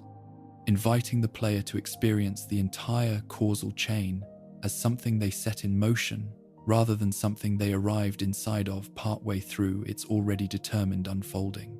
The specific psychological mechanism by which Fallout 3's narrative structure produces this guilt deserves direct examination rather than simply being noted in passing, because understanding how the guilt gets manufactured is part of what allows an honest assessment to separate the guilt from the responsibility it purports to track. The game places the player, from the moment of character creation, inside a continuous first-person identification with the lone wanderer that very few other narrative forms achieve with comparable intimacy. The player experiences the vault's confinement as the character's confinement, experiences the search for James as a search the player is personally undertaking rather than one a separate fictional character is undertaking on the player's behalf, and experiences the eventual arrival at the Jefferson Memorial's confrontation with the same continuous identification that has carried through every preceding hour of gameplay. This structural intimacy means that when James dies, the player does not experience the death as something that happened to a character the player has been observing. The player experiences it as something that happened in the course of an action the player was personally taking. The search the player chose to begin and chose to continue and chose to bring to its conclusion at the memorial's door. The guilt that follows from this structural identification is not irrational exactly, in the sense that it tracks something real about the player's continuous presence throughout the chain of events, but it is importantly different from causal responsibility,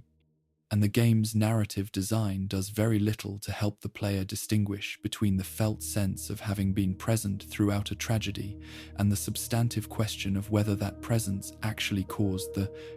tragedy's occurrence. The player feels implicated because the game's design makes implication by proximity feel identical to implication by causation, and an honest investigation has an obligation to pull those two things apart, even where the game's own storytelling declines to do so. James's specific choices about what to disclose and what to withhold before his departure from the vault bear directly on how the distribution of responsibility between father and child should be understood, because a meaningful portion of whatever causal contribution the lone wanderer's search made to the eventual outcome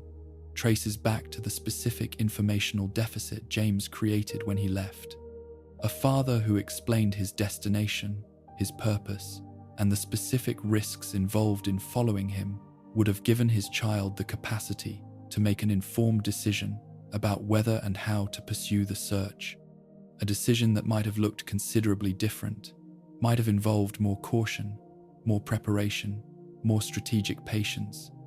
than the search the lone wanderer actually undertook, with essentially no advance information beyond the bare fact of James's departure and the vault's own panicked, ultimately violent response to that departure. The specific character of the search the lone wanderer was forced to conduct, improvised, urgent,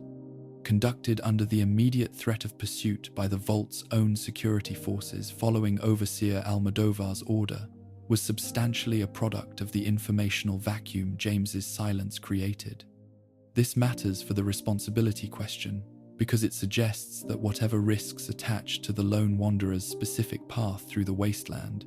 risks that may have included the kind of visibility to Enclave intelligence gathering that the broader causal question above leaves somewhat open, were risks James's own choices had made more likely rather than less.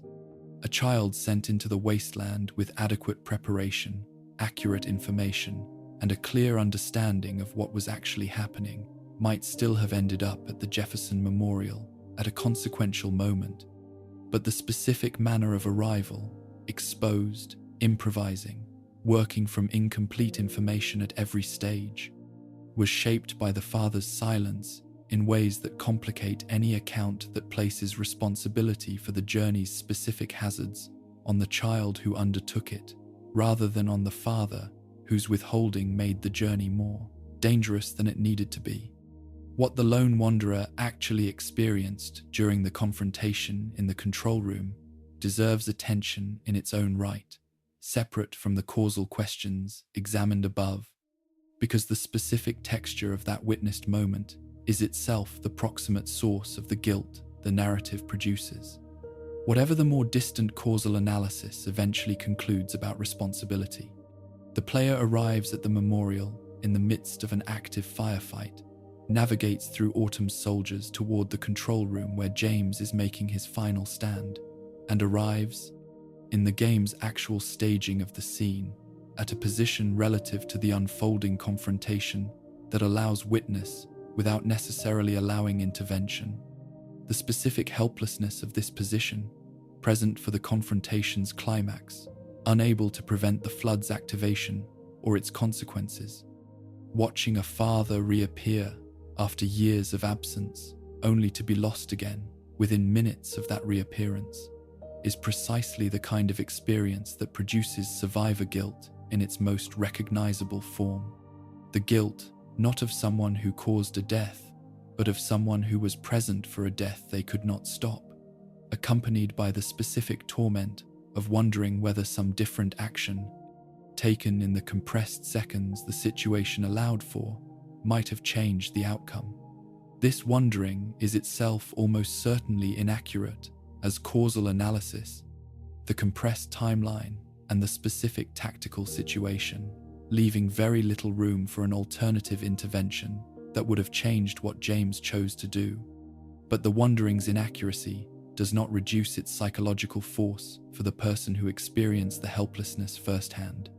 Survivor guilt rarely waits for causal vindication before asserting itself, and the lone wanderer's guilt over the Jefferson Memorial confrontation belongs to this broader pattern, a grief-adjacent self-blame that persists regardless of what honest causal accounting eventually concludes. The communication that passed between James and the lone wanderer in the moments before the flood, whatever specific words the game's staging provides, deserves consideration for what it reveals about the limitations imposed on any attempt at meaningful final communication by the compressed and violent circumstances in which it occurred. A father given time and safety to address his child before a foreseen ending might have said a great many things, might have offered the explanation that years of withholding had denied, might have addressed Catherine's memory and the project's significance and the specific quality of love that had organized his parenting even within its limitations. The actual circumstances of the confrontation allowed for none of this at the length or with the care such a communication would ideally have received. Whatever passed between them in those final moments was necessarily compressed, urgent, shaped by the immediate tactical crisis, rather than by the kind of considered reflection that a deathbed conversation under different circumstances might have allowed.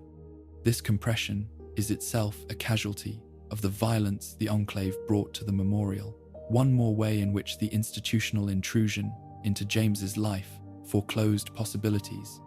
In this case, the possibility of an adequate final exchange between father and child that might otherwise have been available to soften what was about to happen. The gap between what the situation required, a full accounting between a father and the child he was about to leave permanently, and what the situation allowed, whatever fragments of communication the crisis's compressed timeline permitted, is itself a measure of how thoroughly the Enclave's violence had already deformed the shape of this particular family's ending before James ever made his final choice. The compassionate verdict this section's analysis arrives at has to hold the causal finding and the emotional reality in the same frame, without allowing either one to cancel the other. The honest accounting of the causal chain does not support a reading in which the lone wanderer bears meaningful moral responsibility for James's death. The Enclave's institutional readiness to seize the project, examined in the preceding section, was substantially independent of the lone wanderer's specific journey, and the contribution that journey made to the confrontation's specific unfolding, real as it may have been at the margins, does not rise to the level of causal responsibility that would justify the guilt of the narrative structure so effectively produces. James's own choices, his silence before departure, his acceptance of a path that led back toward exactly the kind of institutional violence his prior history should have made him wary of, contributed more to the specific shape of the tragedy than anything the lone wanderer did or failed to do. And yet none of this analysis dissolves the grief, because grief was never primarily a claim about causation in the first place. The lone wanderer's grief over James's death is itself a form of evidence about the specific quality of the relationship that existed between them across the vault years, despite all the relationship's limitations and withholdings. Evidence that whatever the practical deficits of James's parenting, something real had been built between father and child, that the loss now measured by its absence. A person does not grieve this deeply over a relationship that meant nothing, and the depth of the lone wanderer's loss, channeled by the narrative into a guilt the causal facts do not actually support, testifies more honestly to the love that the vault years had produced than to any responsibility the lone wanderer should be asked to carry for a death that the Enclave's institutional violence and James's own complicated history had already made, by the time the search began, very nearly inevitable. The Jefferson Memorial's control room has occupied the foreground of this investigation for so long that it becomes easy to forget the question now requires turning around, walking back through the wasteland the lone wanderer crossed, back through the vault's heavy door, into the sealed environment where James spent 19 years raising a child inside an institution whose founding premise was directly at odds with everything James understood his own life to be for. Vault 101 has functioned in the preceding sections as setting, as backdrop, as the place James left, rather than as an actor in its own right. That framing has to change now, because the honest accounting this investigation has committed itself to cannot stop at the Enclave's institutional violence and James's own complicated psychology without asking what the vault itself contributed to the specific shape the tragedy eventually took. Institutions do not announce their responsibility the way individual actors do. They do not stand in control rooms holding weapons. Their contribution to outcomes like the one at the Jefferson Memorial is quieter, more structural, expressed through the conditions they create and fail to create across years, rather than through any single dramatic action. And Vault 101's specific contribution to James's death belongs to exactly this quieter category of institutional responsibility, no less real for being harder to see. The specific experimental premise of Vault 101 deserves to be stated plainly before anything else, because everything else this section examines follows from it. Vault 101 was designed by Vault Tech as one experiment among the many social and psychological experiments that the Vault program as a whole represented, and Vault 101's specific experimental parameter, the variable the Vault's designers wanted to observe, was the consequence of total and permanent isolation. Other vaults in the broader program were designed around different variables, intentional overcrowding, intentional population imbalances, intentional resource scarcities, engineered to produce specific social pathologies the pre-war government's experimenters apparently wished to study. Vault 100 and one specific design called for a vault that would never open, not for 10 years, not for 200, not ever. An isolation imposed not as a temporary survival measure calibrated to outside conditions, but as the experiment's entire point, the permanent sealing itself, the thing being tested. The vault's residents were never meant to know this. The cover story, the official premise under which generations of vault dwellers were raised and which Overseer Almodovar's predecessors maintained across the vault's long sealed history, held that the vault would open when outside conditions made it safe to do so, an indefinite but theoretically achievable threshold that gave residents a horizon to imagine, even if that horizon never actually arrived. Underneath this cover story sat the actual experimental premise, which had nothing to do with safety thresholds and everything to do with observing what permanent sealed existence did to several generations of human beings raised inside it, without ever being told the seal was the point, rather than a precaution. This matters enormously for understanding James's specific situation within the vault, because a man whose deepest professional and personal commitments were organized around a project that by its very nature required the outside world to exist, to be reachable, to eventually receive the clean water the project existed to provide, was a profound structural mismatch for an institution whose founding premise was that the outside world would never again be reached at all. Every other resident of Vault 101 who had been born inside its walls or who had entered as the broader catastrophe unfolded could, in principle, adapt their understanding of a meaningful life to the Vault's sealed terms, building families, building careers within the Vault's internal economy, finding the kind of purpose available within a closed system, because they had never structured their deepest commitments around the assumption that the closed system would eventually open. James had structured his deepest commitments around exactly that assumption, or rather around something stronger than an assumption.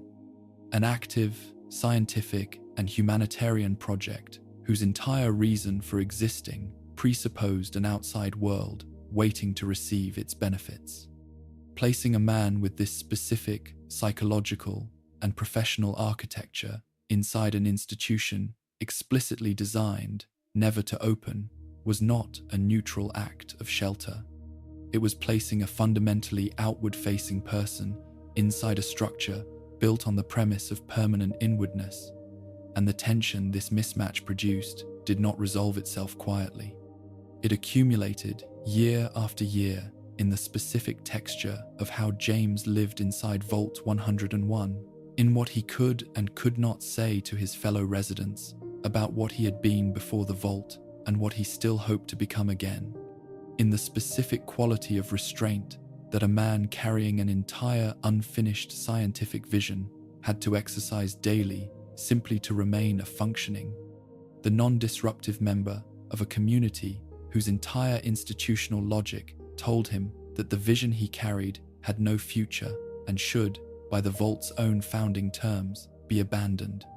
Overseer Almodovar's specific management of this tension across the Vault years deserves close attention, because an overseer occupies a genuinely difficult institutional position when one of the residents under their authority carries commitments fundamentally incompatible with the institution's founding premise. And the available evidence about how Almodovar actually handled this difficulty reveals something important about the Vault's contribution to what eventually happened. The Vault's leadership structure, inherited across generations from the original overseer appointed at the Vault's ceiling, existed primarily to maintain order, to manage the practical administration of a closed population's needs, and to enforce the specific rules about reproduction, about resource allocation, about permitted activities that the Vault's continued internal stability required. Nothing in this institutional mandate equipped an overseer to provide the kind of support a man in James's specific position actually needed. a recognition of his ongoing grief over Catherine's death, channels through which his scientific expertise might have continued to develop even in a constrained form, honest acknowledgement of what the outside world's actual condition might be, rather than the kind of institutional silence that left every vault resident, James included, working from second-hand rumor and inherited assumption rather than verified information. Whether Almodovar specifically understood the depth of what James carried, the full history of Project Purity, the specific character of his relationship with Catherine, the precise nature of the loss her death represented, is not something the available evidence settles with confidence. What the evidence does support is that whatever Almodovar understood, the institutional structure he administered provided no mechanism through which that understanding, if he possessed it, could translate into the kind of support that might have made James's accumulated tension more survivable across the vault years, or that might have produced a different, less explosive resolution when James finally decided to act on the pressure that had been building inside him for 19 years. The specific things the vault failed to provide deserve enumeration rather than gesture, because the failure was not a single deficiency but a pattern, each element compounding the others across the long span of years, during which James lived inside Vault 101, raising a child while carrying an entire unfinished life's work he could not openly pursue. The vault provided no genuine grief processing for what Catherine's death had done to him, no counseling structure, no community practice around loss that exceeded the basic practical adjustments a closed population makes when one of its members dies, leaving James to process the simultaneous arrival of his child and the death of his partner essentially alone, with whatever private resources a man already isolated by his unique professional history could bring to bear on a loss of that magnitude. The vault provided no collaborative research environment in which James's scientific expertise, the specific knowledge base he had built across years of pre-war work on water purification and radiation treatment, could continue developing, even in a reduced and theoretical form, leaving the entire body of expertise that Project Purity required to sit dormant inside one man's memory for 19 years, rather than continuing to develop, even slowly, through whatever limited collaboration the vault's other technically capable residents might have offered, had the institution structured any space for that kind of work. And the vault provided no honest communication about the outside world's actual condition, maintaining instead the kind of generalized, fear-based narrative about the wasteland's dangers that served the institution's interest in discouraging departure far better than it served any individual residents'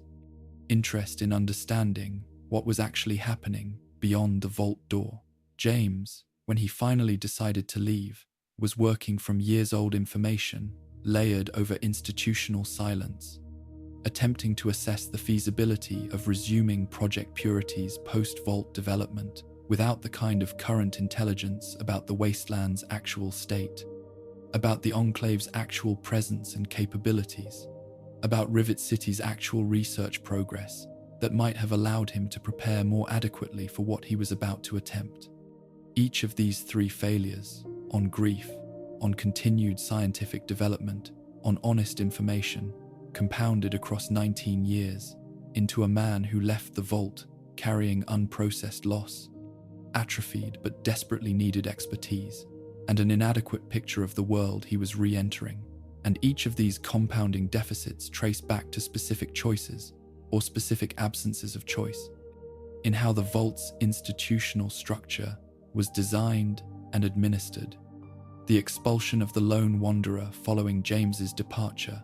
represents the vault's most direct and most consequential institutional action in the entire sequence of events leading to the Jefferson Memorial, and it deserves examination as exactly that, an institutional action taken deliberately by Overseer Almodovar in response to a crisis. The vault's own rigid institutional logic had no flexible way of accommodating. James's unauthorized departure represented, from the vault leadership's perspective, an unprecedented violation of the sealed vault's most fundamental premise, the kind of event the institution's entire administrative apparatus had never been designed to process, because the institution's founding assumption was that such departures simply would not occur. Almodovar's response to this crisis, the specific decision to treat the lone wanderer, innocent of any role in James's choices, as a security threat requiring expulsion, reflects an institutional logic in which maintaining the vault's internal order took absolute precedence over any individualized assessment of what justice or compassion toward a specific affected resident might have required. The lone wanderer had not chosen to leave. The lone wanderer's father's departure had created a crisis. The vault's security apparatus responded to with lethal force, hunting the very person whose parent had caused the disruption, as though that person bore equivalent responsibility for it. This expulsion, examined as an institutional action rather than as a simple plot device moving the story toward its next location, reveals the vault's specific character with unusual clarity. An institution capable of treating its own raised child, someone who had spent their entire life as a member of this closed community, as expendable the moment that child's continued presence threatened the institution's perceived security. With no apparent mechanism for distinguishing between the actual source of the crisis and its innocent and immediate casualty, what growing up inside Vault 101 specifically made of the lone wanderer deserves consideration as its own contribution to the eventual outcome, distinct from but related to the institutional failures examined above. A childhood spent inside a sealed, surveilled, rule-bound environment,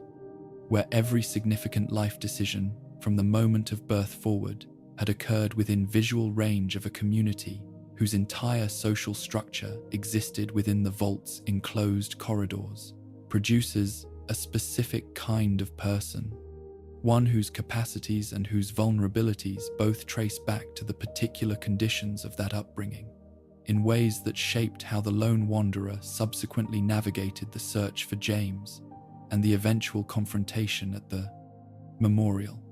The vault's environment had not prepared its residents, James's child included, for the specific dangers and the specific moral complexities of the wasteland beyond its walls, and the lone wanderer's emergence into that wasteland, following the expulsion, represented not merely a physical transition from one environment to a radically different one, but a psychological transition for which the vault's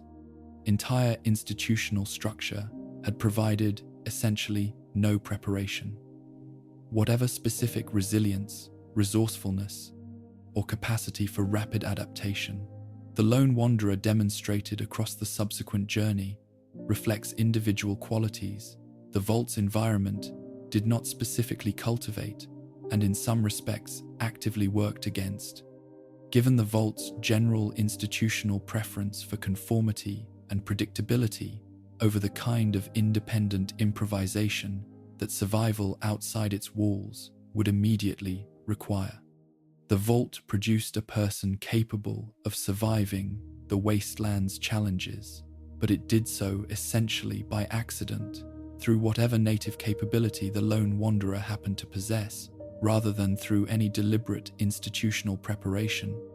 And this gap between what the vault's environment cultivated and what its environment's eventual disruption demanded is itself a further mark against the institution's contribution to how smoothly or roughly its raised child managed the transition that James's departure and the subsequent expulsion forced upon them. Vault Tech's ultimate responsibility, sitting behind Almodovar's specific administrative choices and behind the Vault's specific institutional culture, deserves to be named directly rather than left as an implication. Vault Tech designed Vault 101's specific experimental parameters. Vault Tech built the institution whose founding premise created the fundamental mismatch between James's outward-facing commitments and the Vault's permanently inward-facing design. Vault Tech established the sealed, secretive, control-oriented, administrative culture that Almodovar inherited and operated within. A culture that prioritized the experiment's integrity over any individual resident's well-being, because the experiment's integrity was, from Vault-Tech's institutional perspective, the entire point of the Vault's existence in the first place. This responsibility is more diffuse than the Enclave's and considerably more distant in time, Vault-Tech's relevant design decisions having been made decades before James ever requested a place in Vault 101,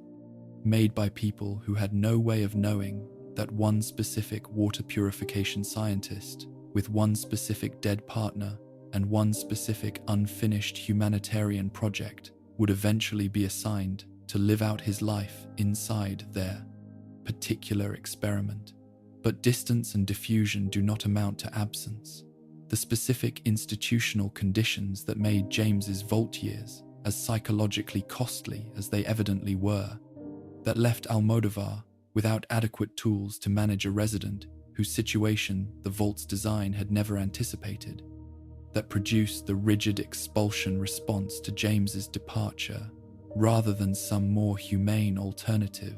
the institution's structure made essentially unavailable,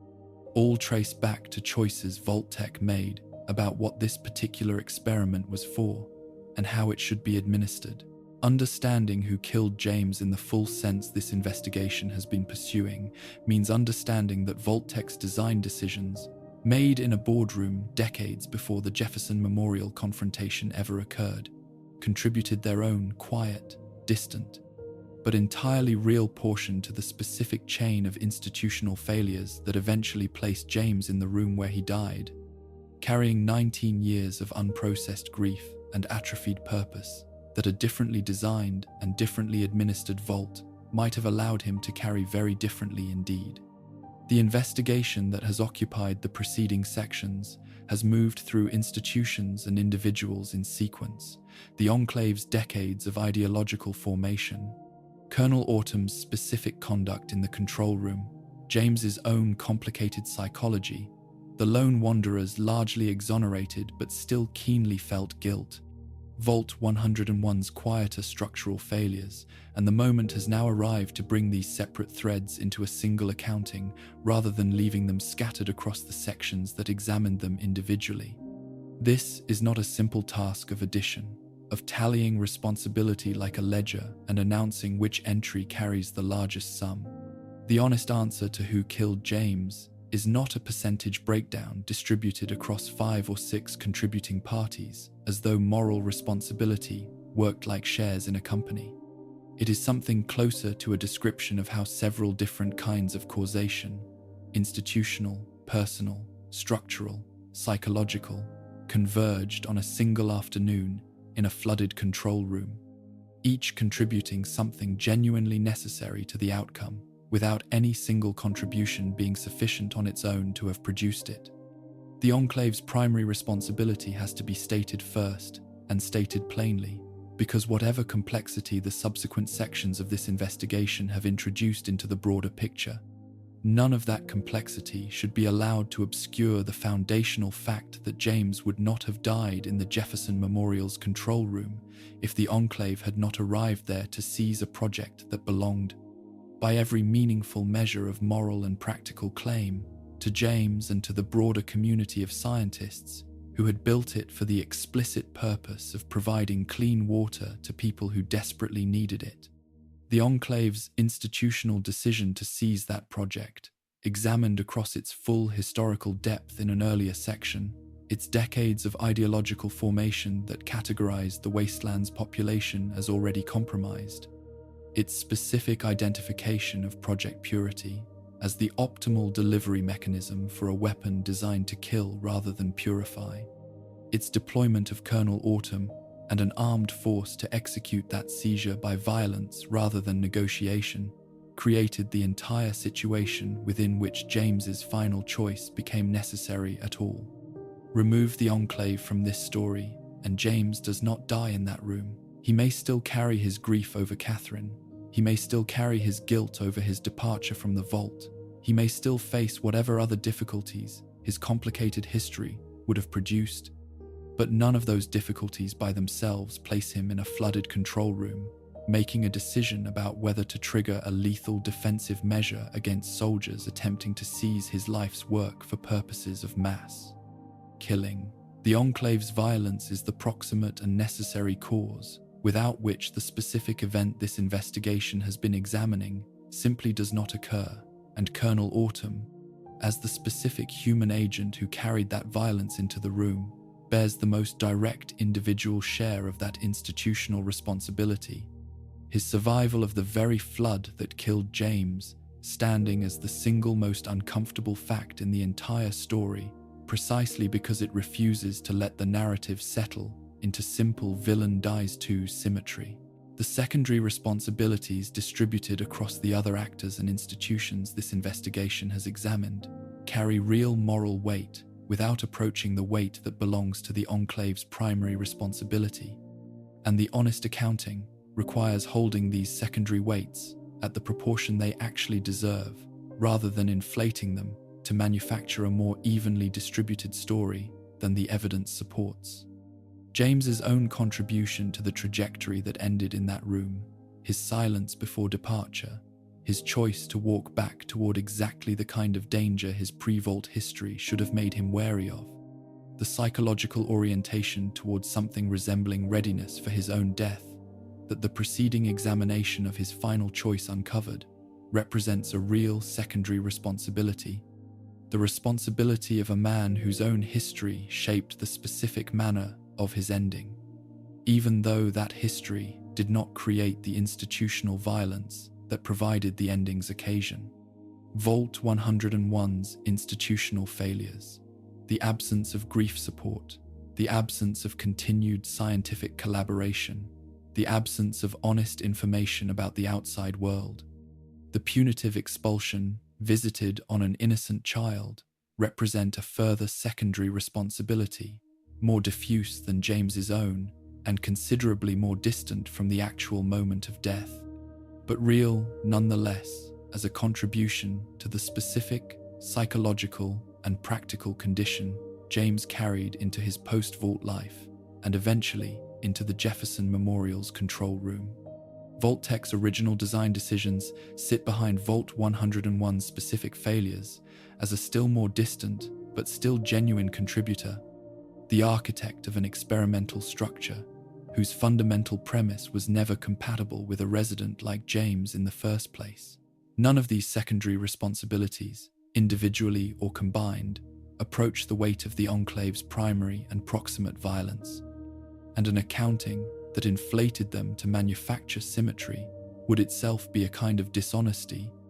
a flinching away from the plainer and less comfortable truth that an armed institution came to kill a man for his life's work and very nearly succeeded in turning that work into a weapon, and that this is, before anything else, what happened. The standard framework of individual and institutional moral responsibility, applied with the care this investigation has tried to bring to it, reaches genuine limits when pressed against the full complexity of what occurred at the Jefferson Memorial, and naming these limits honestly matters more than pretending the framework resolves everything it touches. President Eden's status as an artificial intelligence executing degraded pre-war directives raises a question about moral agency that human-centered responsibility frameworks were never built to answer. And this investigation has not resolved that question, because the question may not currently be resolvable with the evidence available, only named as a genuine gap in what the framework can settle. The question of whether Colonel Autumn specifically knew he was confronting James, the particular man whose decades of personal history this investigation has traced in such detail, rather than an anonymous scientist standing between him and his objective, remains genuinely uncertain in a way that shifts the moral character of his specific conduct depending on which answer is true, and the investigation has had to leave this uncertainty standing rather than resolving it by assumption. The precise mixture of tactical calculation and personal readiness for death that produced James's final choice resists the kind of clean separation a simpler moral story would prefer. The available evidence supporting a reading in which both forces operated simultaneously, without allowing confident measurement of their relative weight. These are not failures of this investigation's rigor.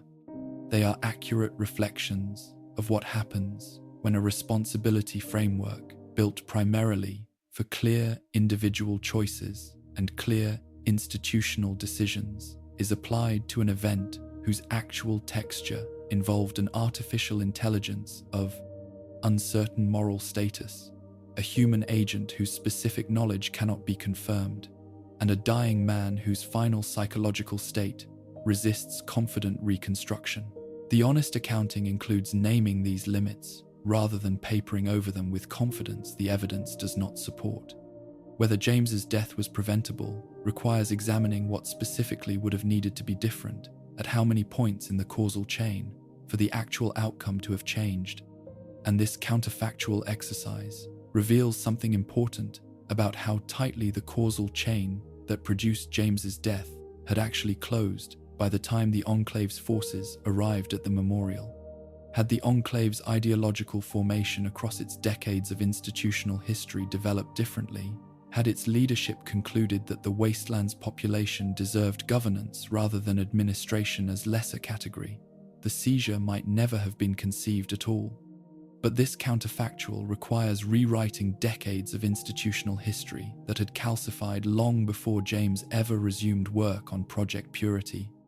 making it a counterfactual about an entirely different organization rather than a plausible alternative path the actual Enclave might have taken. Had Vault 101 provided James with adequate grief support, continued scientific collaboration, and honest information about the outside world across his 19 years of confinement, he might have departed the vault in a different psychological condition, better prepared, less burdened by compounding unprocessed loss. But this counterfactual requires an entirely differently designed and differently administered vault, not a small adjustment to the actual institution that existed. Had James told his child the full truth before departing, the lone wanderer's subsequent search might have proceeded with better preparation and might have arrived at the memorial under different circumstances. But this counterfactual depends on a different James, one whose specific psychological relationship to disclosure and protection had developed differently across the preceding years. Each of these counterfactuals is coherent as a hypothetical, but each requires rewriting some piece of history considerably further back than the afternoon of the confrontation itself. And the fact that preventing James's death requires reaching back this far into institutional histories and psychological formations established years or decades before the actual event is itself the clearest evidence available that the causal chain producing the actual outcome had become, by the time Colonel Autumn's forces breached the memorial's defenses, very nearly closed. James's death was not foreordained from the beginning of time, but it had become, by that specific afternoon, very difficult to prevent without undoing years of history that no single actor present in that room had the power to undo. What James's death actually accomplished, measured against what the sacrifice narrative claims it accomplished, deserves a final, honest assessment before this investigation moves toward its broader conclusions. The radiation flood did deny Autumn's forces immediate access to the purifier and did kill or incapacitate the soldiers who had accompanied him into the building, accomplishing in the most immediate tactical sense exactly what a defensive action of this kind is meant to accomplish. But Colonel Autumn survived, and Autumn's survival meant that the Enclave's broader institutional project, the seizure of Project Purity for purposes of weaponized deployment, continued past James's death rather than ending with it. Autumn, taking control of the memorial in the flood's aftermath and pursuing the broader objective Eden, had assigned him even after the specific man who had tried to stop him in that control room was gone. James's death, examined honestly, bought time rather than achieving final resolution, denied the Enclave an uncontested victory rather than preventing their continued pursuit of the project altogether, and the actual resolution of the Project Purity conflict. the moment at which the weapon's deployment was finally and permanently prevented, belonged not to James's action in the control room,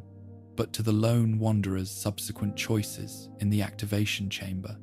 choices that depended on the specific moral framework the lone wanderer had developed across the preceding journey, rather than on anything James had directly accomplished by dying. This does not diminish what James did. It locates what he did more precisely, as a costly delay that created the conditions under which a final resolution became possible later, rather than as the final resolution itself, and this more precise location is, itself, a kind of honoring, refusing to inflate James's specific contribution into something it was not, in order to make his death retroactively sufficient, rather than recognizing it as one necessary link in a longer chain that his child would ultimately have to complete.